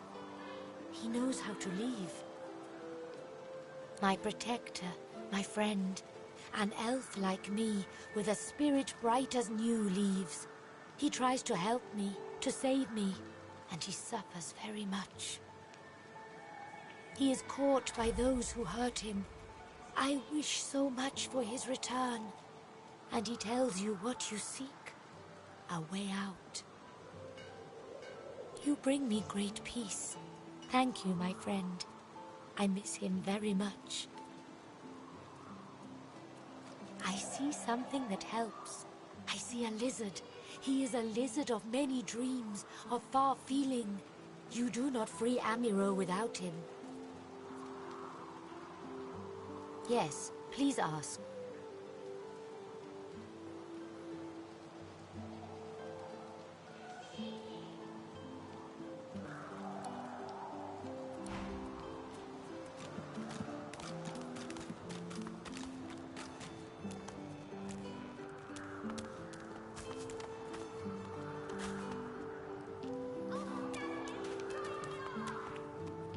House.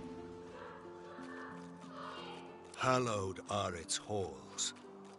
Please, comrade, I have all you need to steel yourself against the brutes that haunt this place. I will accept no more than a pittance for all you may require.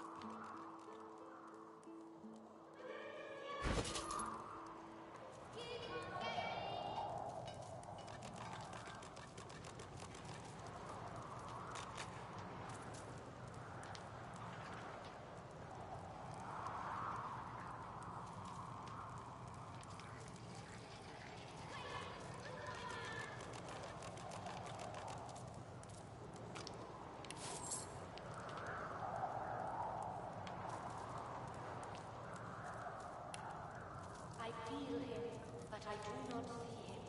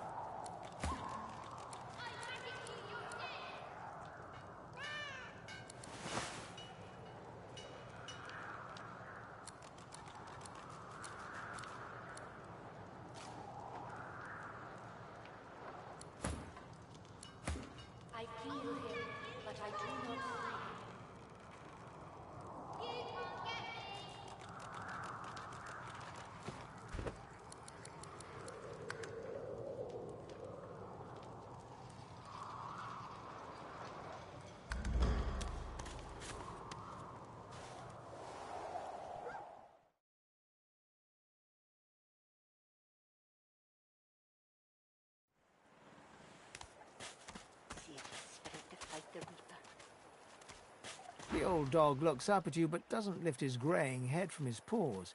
He heaves a heavy sigh. It's no use anyway.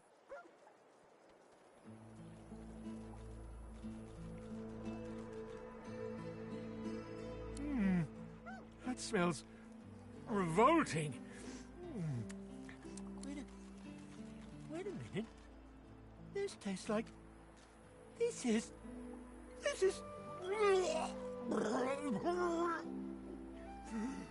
I don't eat people!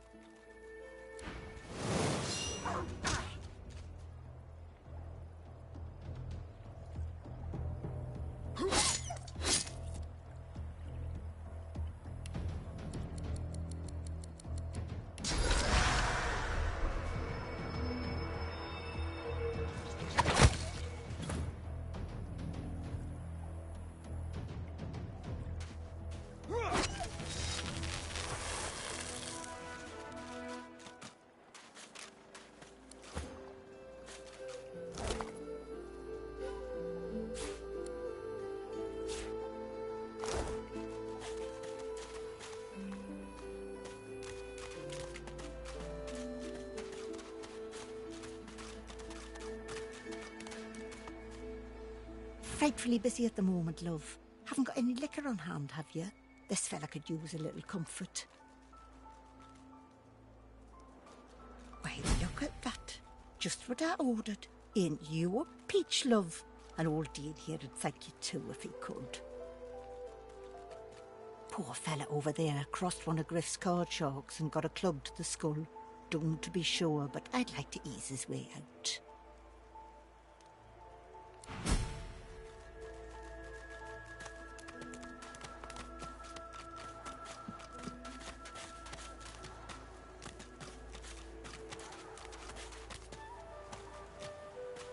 Is that thing eating corpses?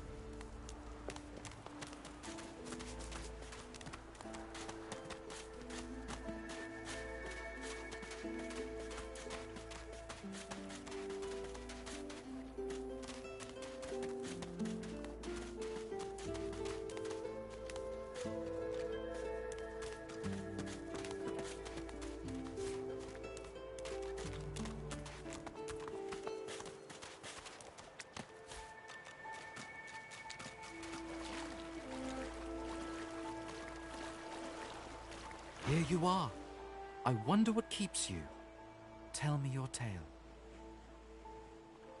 Start from the beginning. Start from where you come. I see, I see. Now tell me more. Tell me what you do. Tell me what you find. I understand. Now tell me how your story ends. Ah, you want reunion. Life is lonesome. Yes, life is lonesome. The thing you love is gone. I have something for you, my friend. A gift. We can see the things we lose, not with our eyes, but with our hearts. This ruby does the trick. It is nothing. Many fragments swirl on my shore. See what I gather.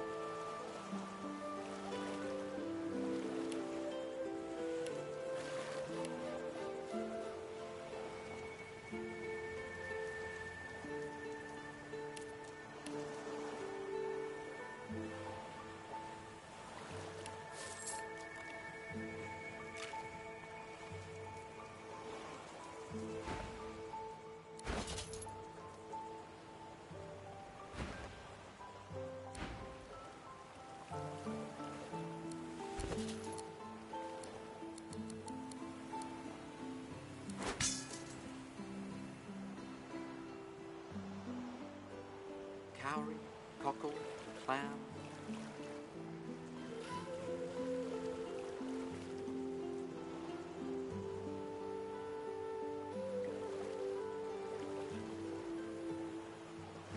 Mmm. Mm-hmm.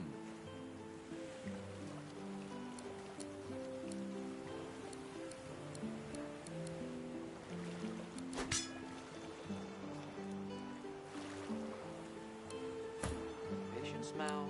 Patience. Patience.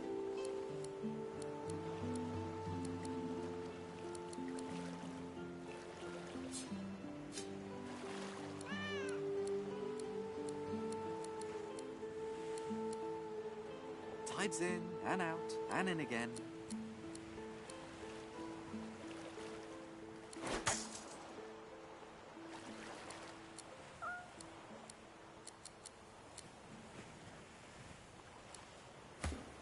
Patience, Mal. Patience. Patience.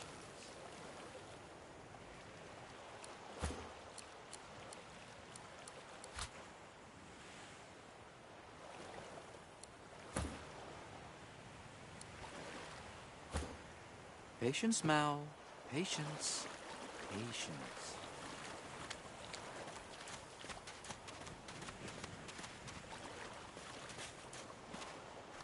The woman looks out on the gently lapping waves.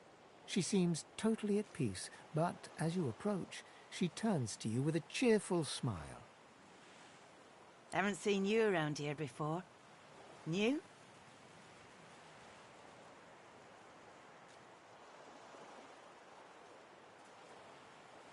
Well, don't worry too much if you have a hard time settling in.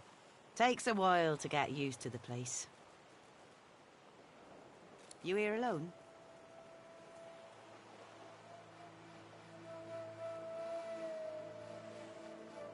She gives you a long look. You think twice about facing this mean world alone, eh? Someone to drink to in the evenings, someone to hold at night. If you've got those, you'll be all right. Some of us haven't got anyone at all anymore.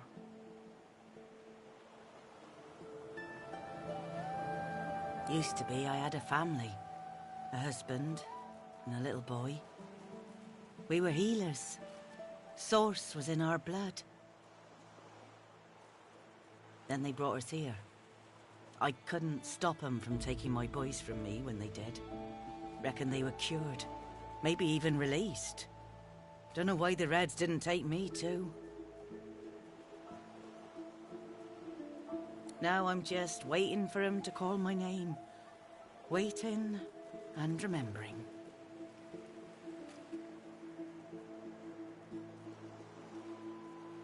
Thank you kindly, sweetheart. I do appreciate it. They were good lads. Too good for this place. In some ways, I'm glad they got out quickly. Listen to me, bubbling on like a cauldron. You're sweet to listen.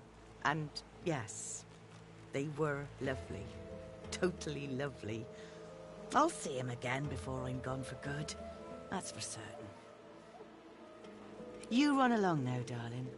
You shouldn't spend what little time you've got left here listening to an old bleeding heart moan.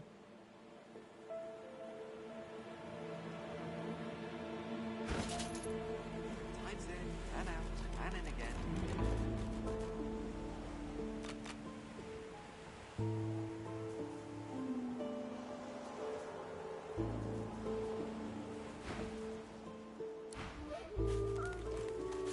Tides in and out and in again. I found you, didn't I? Red, they said. Red, then dead.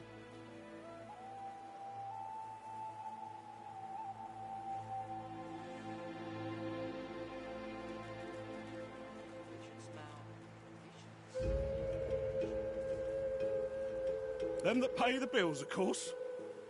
I'll be a rich man when you're 6 feet under. Time's up, Your Highness. Let's dance. It's stabbing time.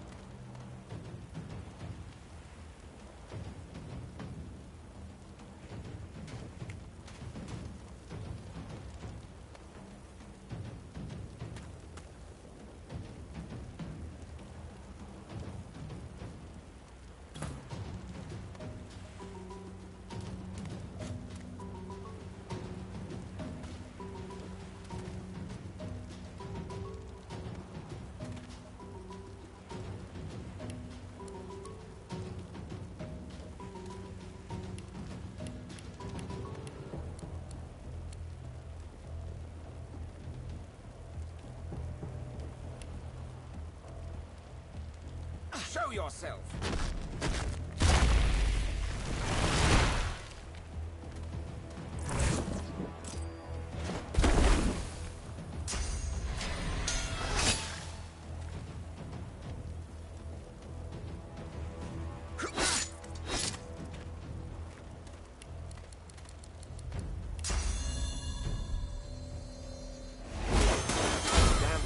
These assassins are. It's their frightful manners I mind the most, really.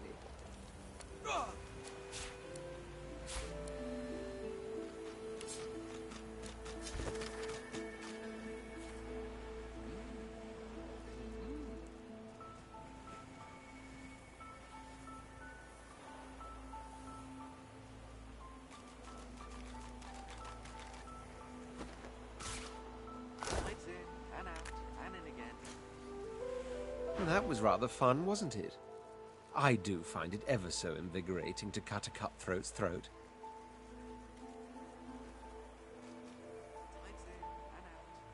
Oh, one gets used to this kind of thing so quickly. This is hardly the first time someone's filled some poor fool's purse and bid him kill the prince. I'll tell you what, though. Whomever wants me out of the picture will have to do a lot better if they seek to get the better of me. All those bumblers they've sent so far mark a mere insult to my swordsmanship.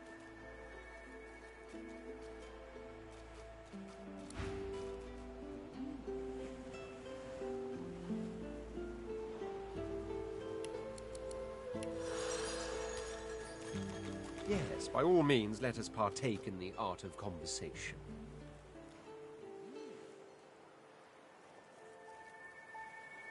Dozens, I should imagine, but if we're talking about the ones that came after my exile, this would be number 5.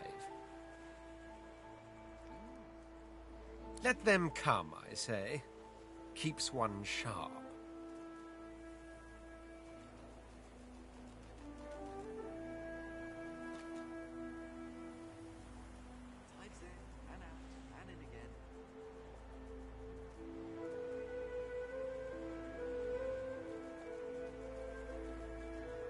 There was a small incident which prompted my many rivals to move against me. Technically, they had the letter of the law on their side. Such a nuisance, the law. Quite necessary to keep the common in line, of course, but one such as myself it should exempt as a matter of course.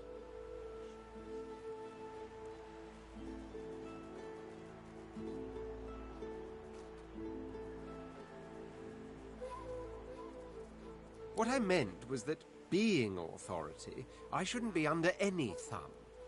I had thought that was perfectly obvious. Sadly, that enlightened point of view quite clearly turned out to be academic. If not, we wouldn't be having this very conversation.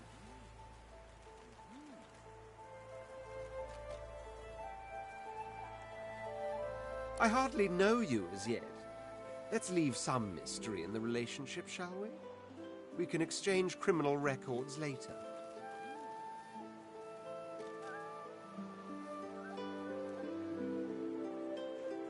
There isn't much to say, but for the fact that I simply must. It's the portent of it all. I can feel it. The revelation will be world-changing. I just know it. And justified it is too. You'll be a witness to wonders, I assure you. As certain as the sun, such is my conviction. I will be, then grow beyond being.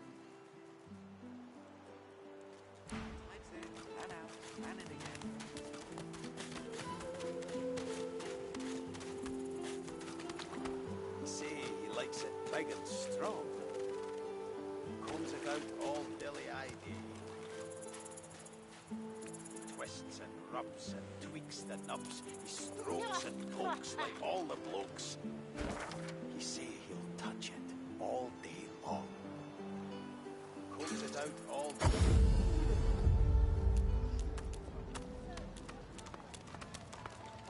Hey, I know you. Losa, the dark-eyed jokester you met aboard the ship, waves enthusiastically and dips into a mock elegant curtsy. Back then, I was Madame Josephine Gribbles de Pube, and you were you. Glad to see you made it. Nothing like a nice tentacle slap across the moor to set the tone for the week, eh? How'd you escape?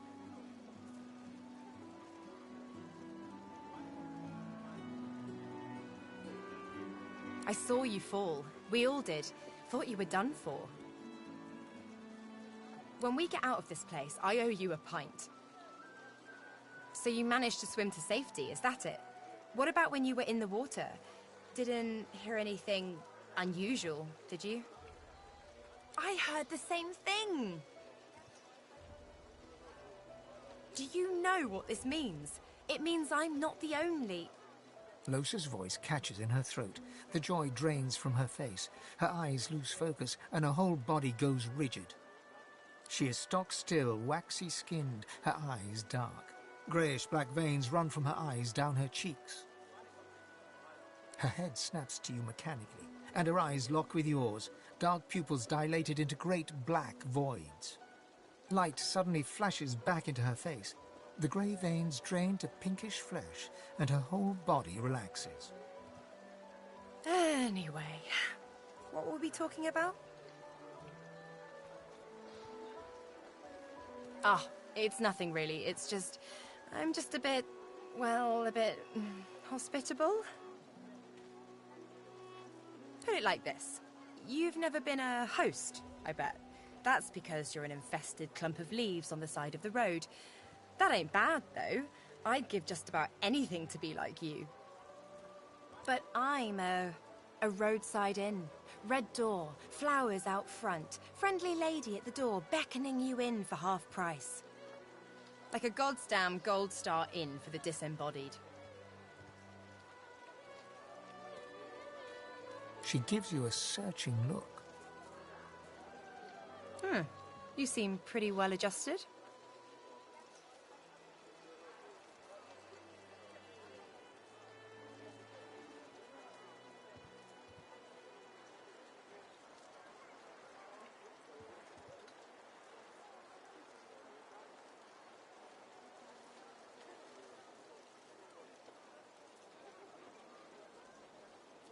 Ain't that just the truth? So, how are you enjoying the joy?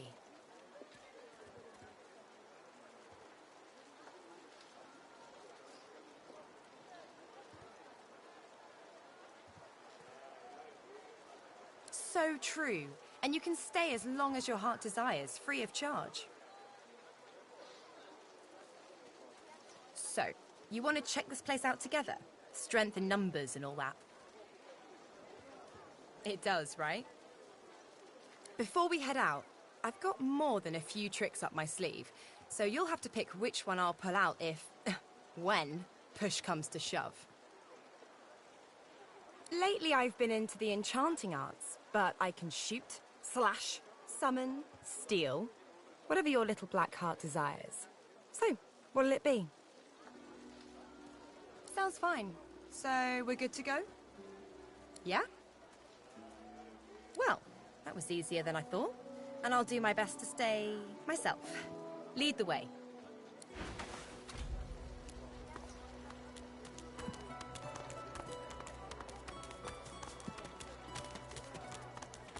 You there. You've just arrived, isn't that right? Are you quite alone?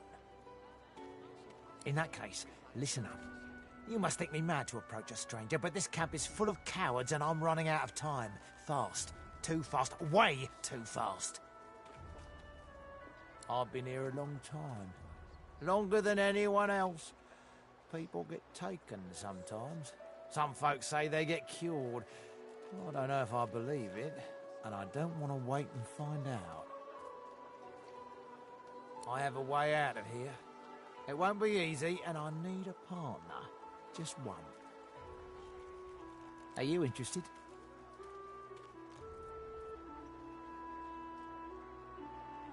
Believe whatever you want. This may be your only chance at leaving this place. Take it or don't. Attaboy. Who wouldn't? Finally someone with a little sense around here. The plan's simple, completely foolproof. I have a spell that I can use to teleport you right out of here. I can't use it on myself, but with your help, we can both get out of here. There's an artifact that you can use to teleport me out of this place. Then I can use my spell to free you in turn. This item, though, it's in quite an unfortunate location. It's found its way into a nest of crocodilians on a secluded beach nearby. Here, give me your map and I'll show you where to go.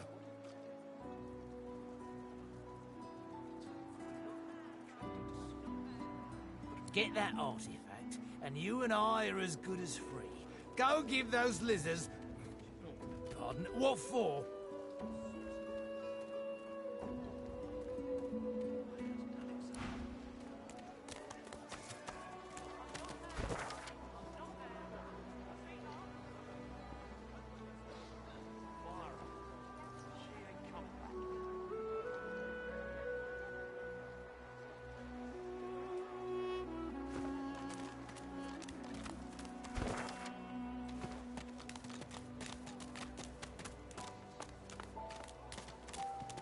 So this is Fort Joy. What a crumbling disaster. The delivery. Surely you'll have one. Please. Scram, snake face. Perhaps if those bleeding dwarves didn't eat so much. Leave him be. Don't make me say it again. Listen, I can help you if you just... Shut up, elf. This clown, caught him stealing from my kitchen. Still won't say where he stashed my supplies.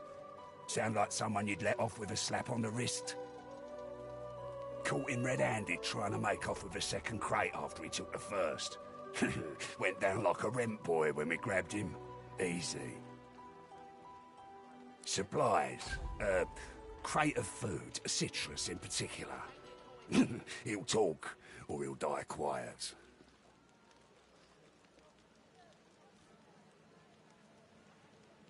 Alls I want is my supplies.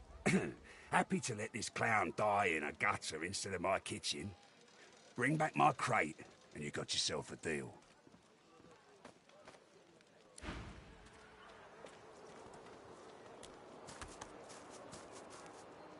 An elf, caked in mud and blood, looks up at you from the bottom of the cage.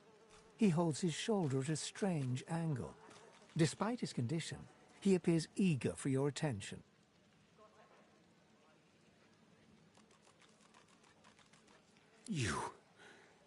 You believe what he says? That I am a thief?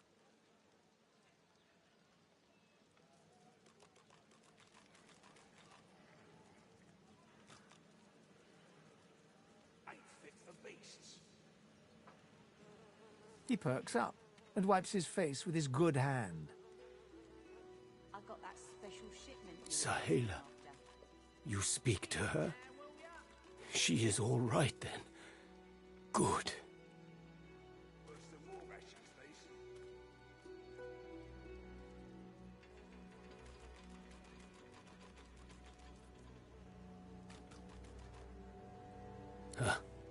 She sees my trouble, of course.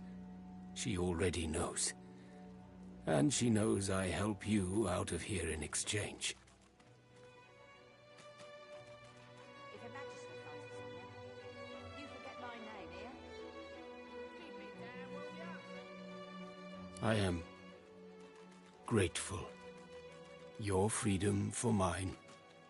A good deal. I see no one. In fact, I only hear the sound of Griff clearing his throat. You know how he does. Like so. For some time, I think Griff takes his own supplies. But I see the anger in him that he does not find it. He truly does not find what he seeks. Like you wanted.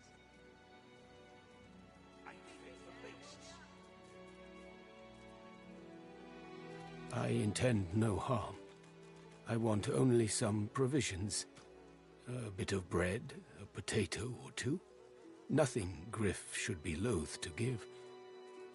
I need to escape, and I have people to consider. You understand? Thank you. And hurry. Please.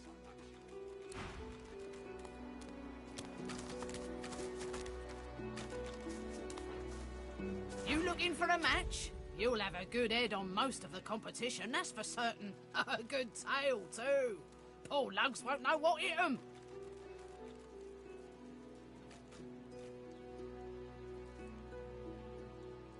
That's so. Well then, prove it. Down the hatch with ya.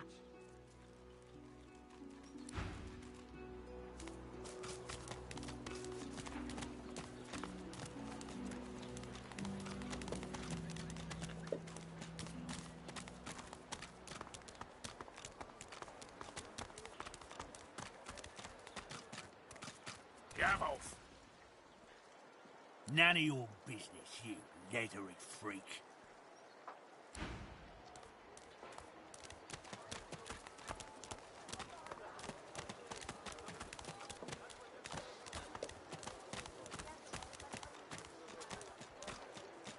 As you approach the blacksmith, you feel a bony hand on your arm.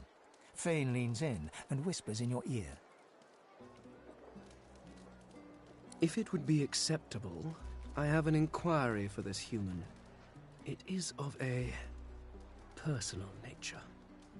And if it would not be acceptable, well, that would render this entire conversation rather awkward.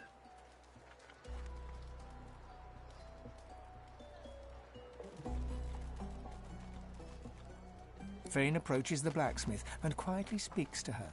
You can't overhear much, but he seems to be gesturing towards her head an awful lot. Fane's words are quiet, but you hear the blacksmith repeat, "Face ripper," in shock. She slowly starts to back away. What is it with creeps like you and Master Niles? I told him to slither back to his dungeon, and you can get too, freak!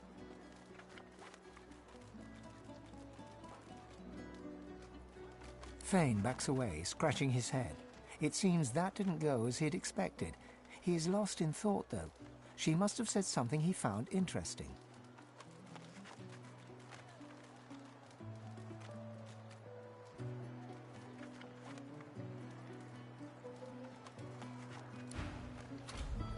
Who in their right mind would think of a thing like this? Amidst a crowd of screws, bolts, and scraps of metal, the woman is manipulating a glove-like contraption fitted with 5 long metal skewers. She doesn't look up as you approach. And what you after?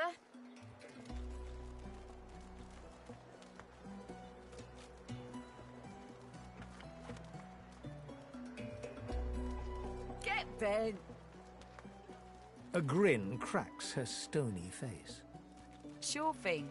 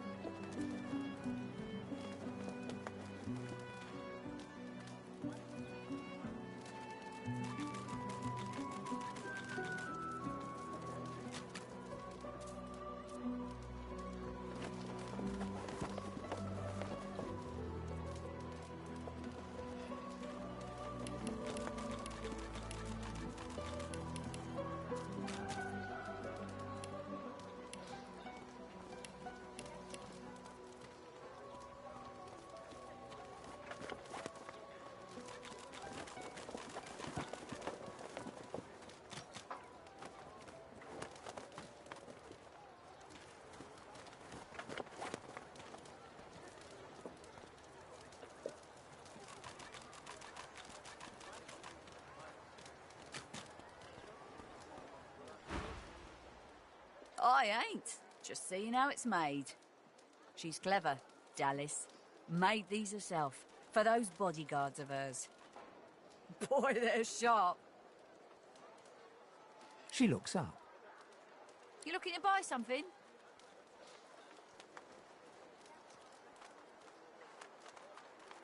Found it in the scrap heap not so long ago.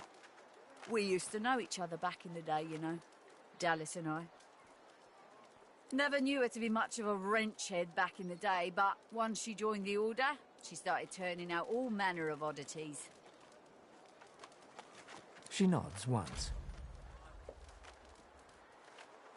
You looking to buy something? Or do you just want to waste my time with a whole lot of questions?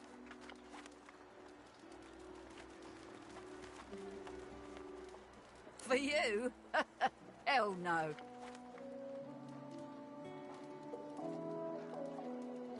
Worthy is exactly the right word. You know, someone who's proven himself might earn my time of day. Speaking of, you haven't.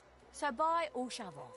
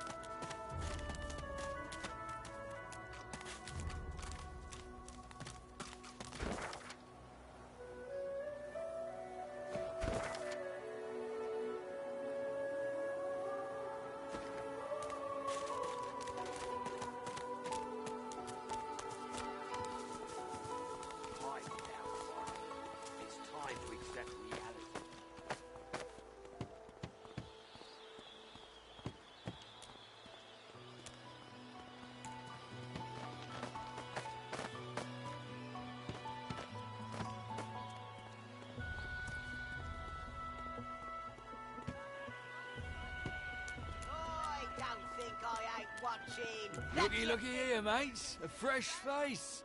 We love fresh faces, don't we? Oh, yes, we do. Why don't you join us in a round of cards? First hands on the house. No problem, Freshie. In that case, enjoy your stay.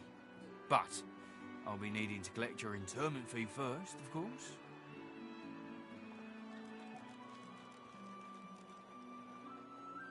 I'm sure the Reds told you. No one gets along without paying the interment fee. So, let's make this easy. Empty your pockets. Ha! You're about as pretty as the south end of a northbound baboon. Pay up. Go on then. Whatever pennies you've got in your pocket ain't worth my breath. But don't you go telling Griff I was soft on you.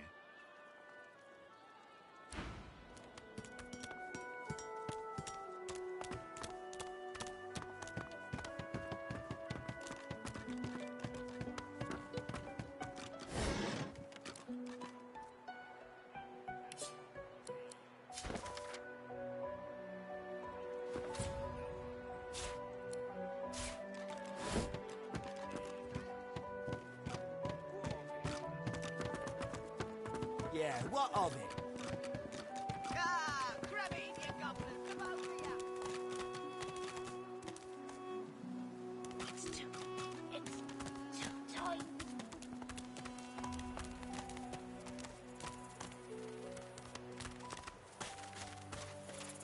Say, you like sitting thick and Ha! long.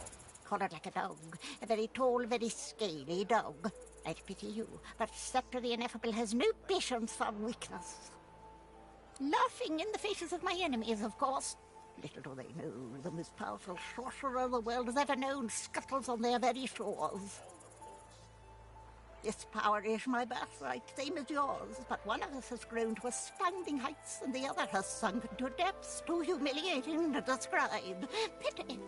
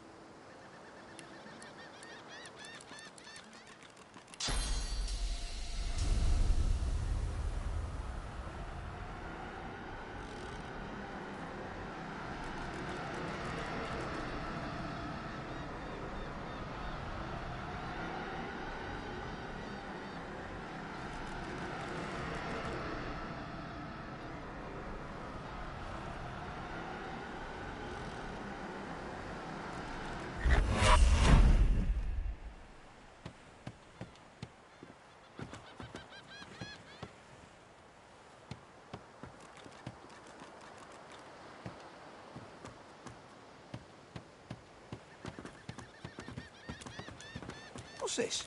I found something. Never hurts to get your claws dirty now and then.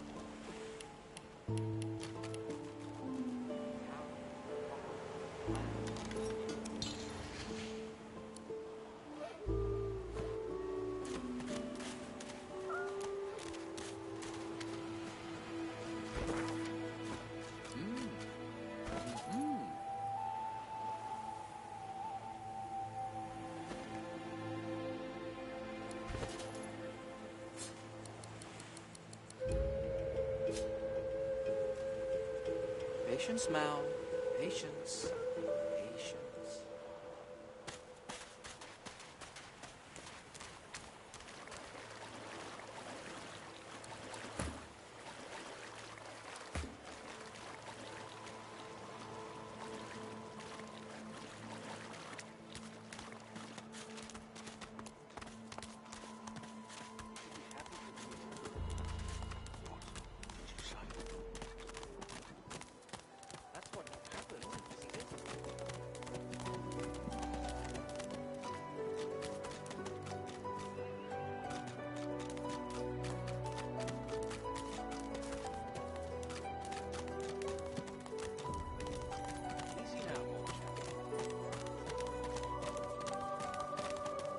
Hands out your pockets now.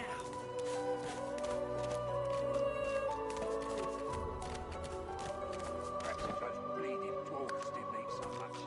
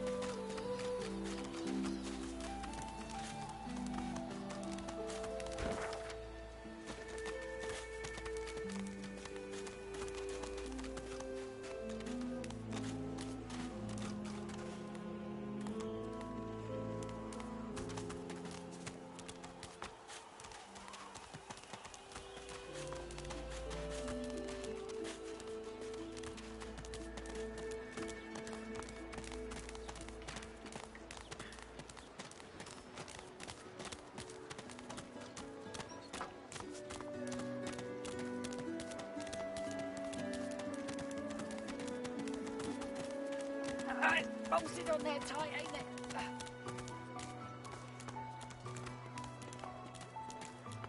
Where is he?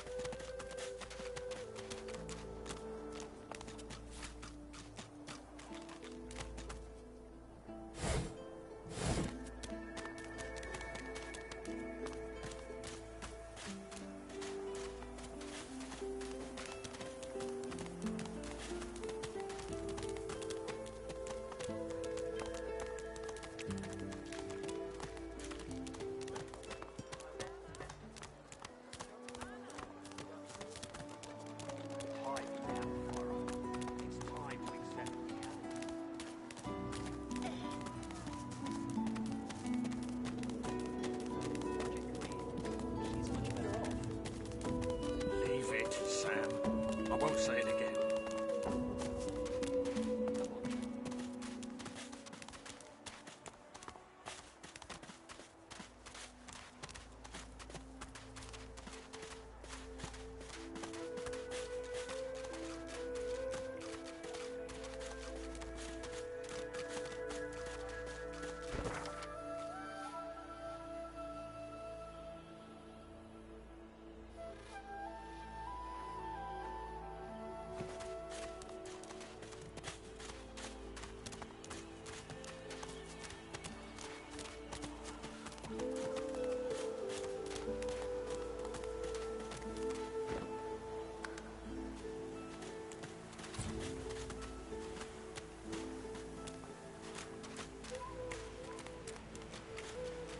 The creature heaves through lips gummed with human gore.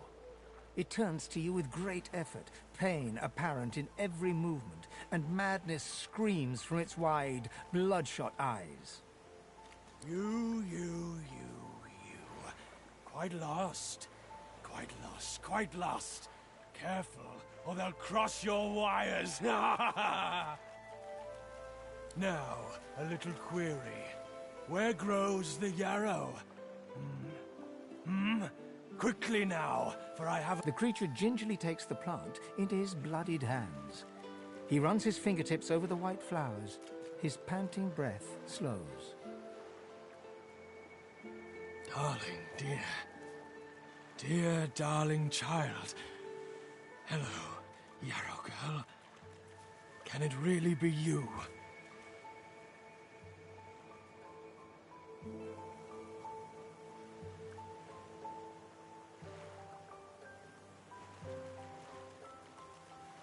The creature clenches the plant tightly.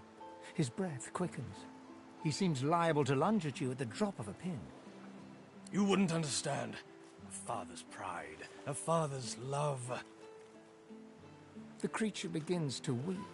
Fast, silent tears spill from his eyes as he clutches the little cluster of flowers to his heart.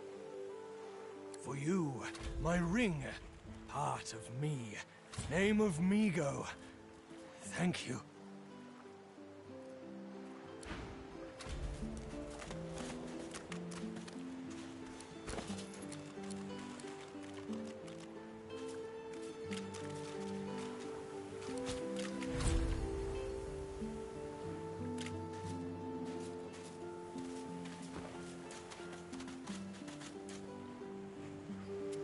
Yarrow girl, you've ground, you have.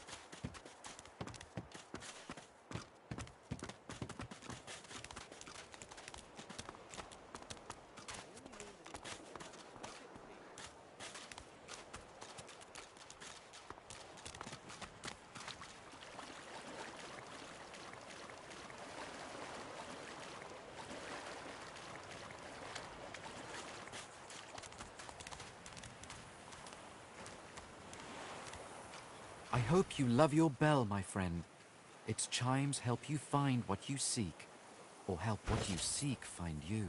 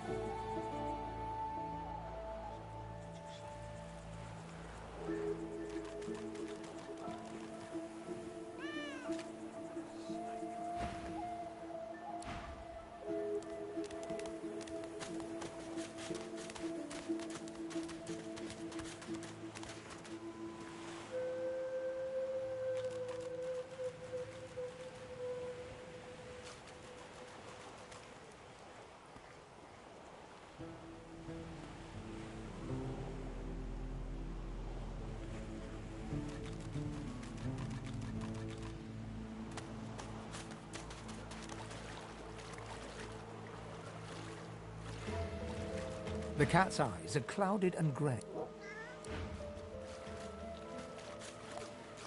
You remember what I said? No sense in going at this whole mean world alone.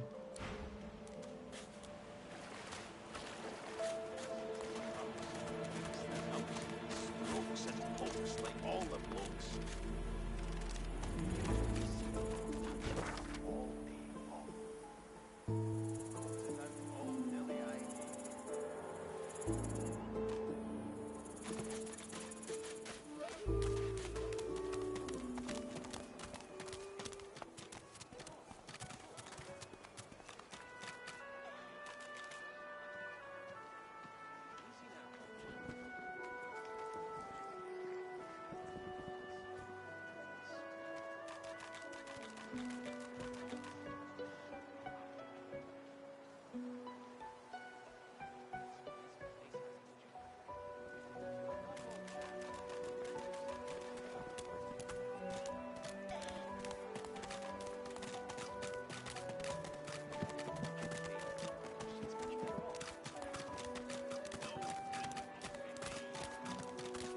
Watch yourself.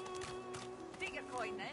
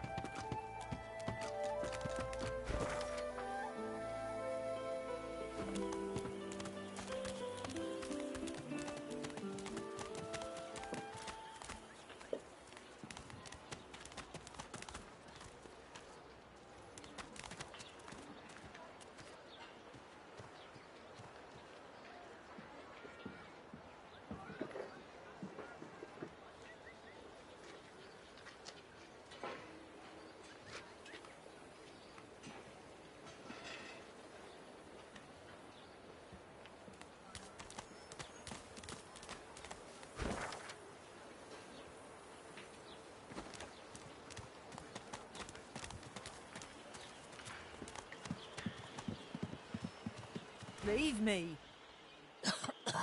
Go.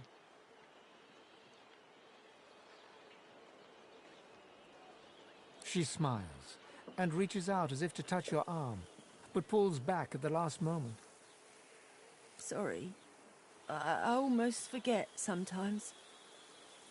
I can't... Can't wait to see what's next. To be done with this.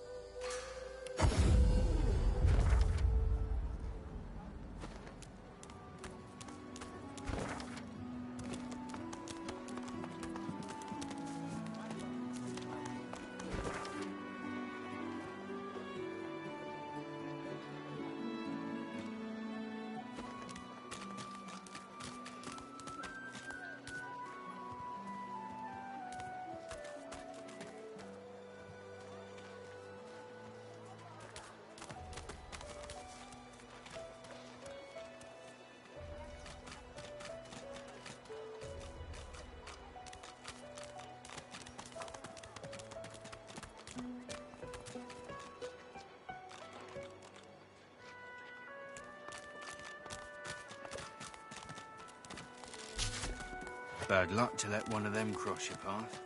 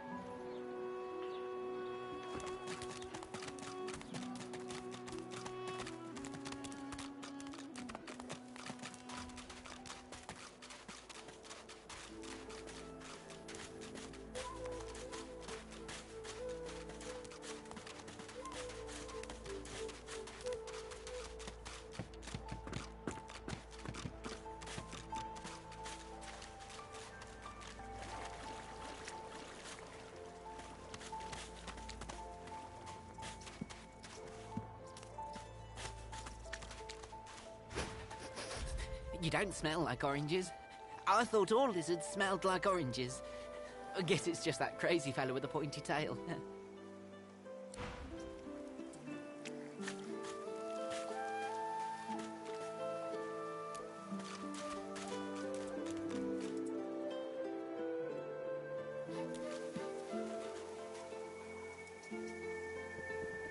Just as you're about to address the lizard, the Red Prince bars you with an outstretched arm.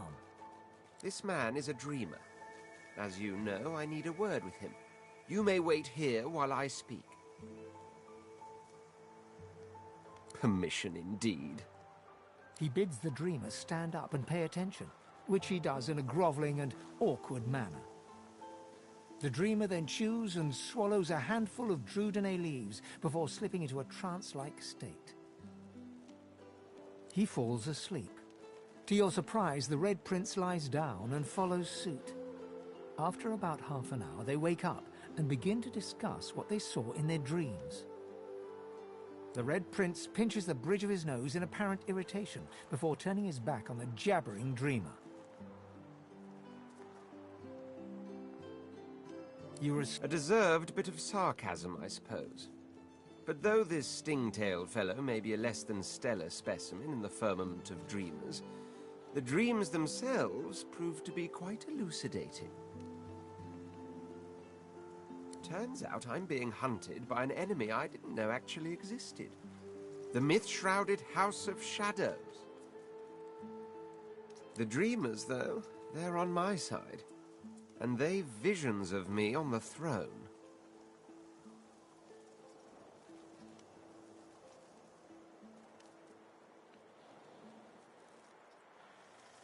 Of course it is. I was born with the promise of an empire, and that promise will be kept. But to keep it, I must find a second dreamer. A greater one. A more experienced traveler of the dream world. Bahara is her name, and she resides in the swamplands east of the fort. So, let us make our escape and venture there post-haste. You know, I could tell you all about swamp dreamers too, if I chewed that much Druden, eh? Oh, do hold your prickly tongue.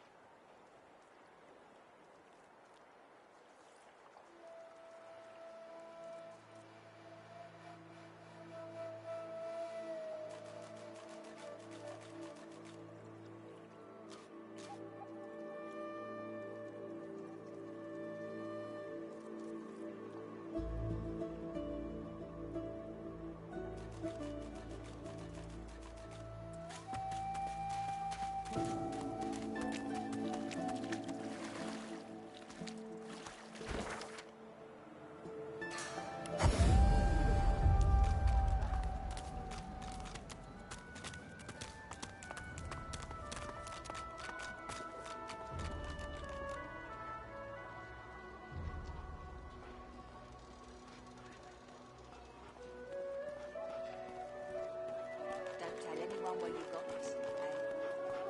Got it.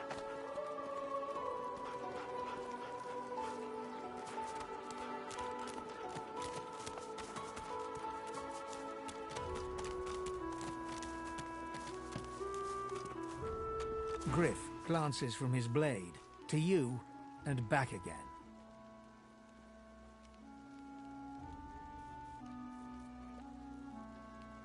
You already know the terms.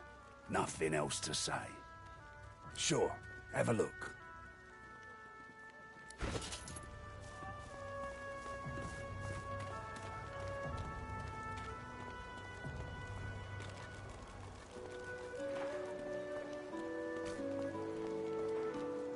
I got that special shipment you was asking after.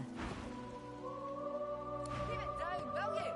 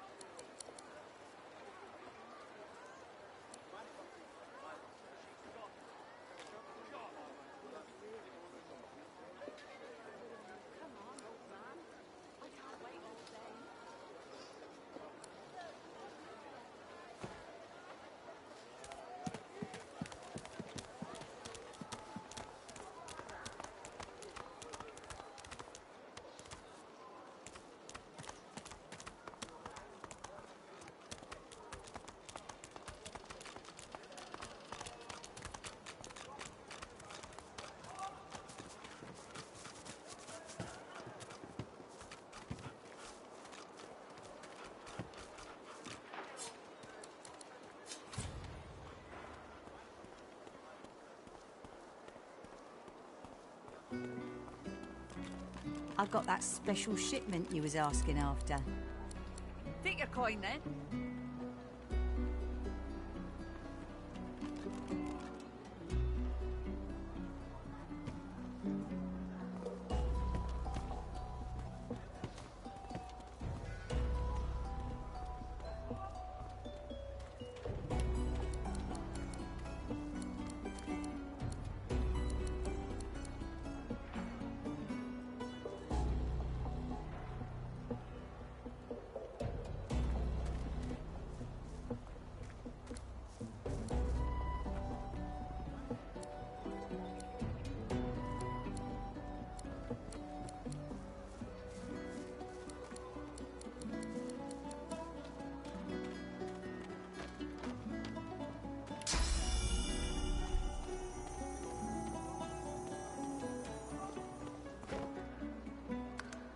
I got that special shipment you was asking after.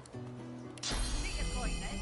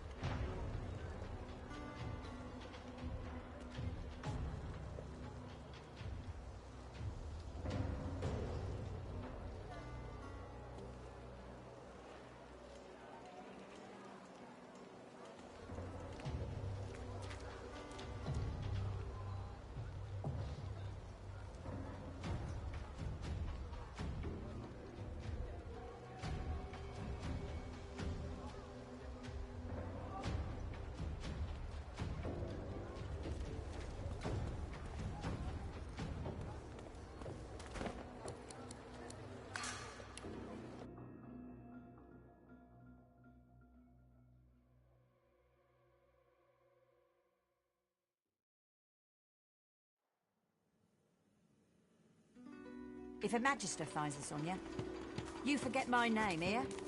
Everything there? Good.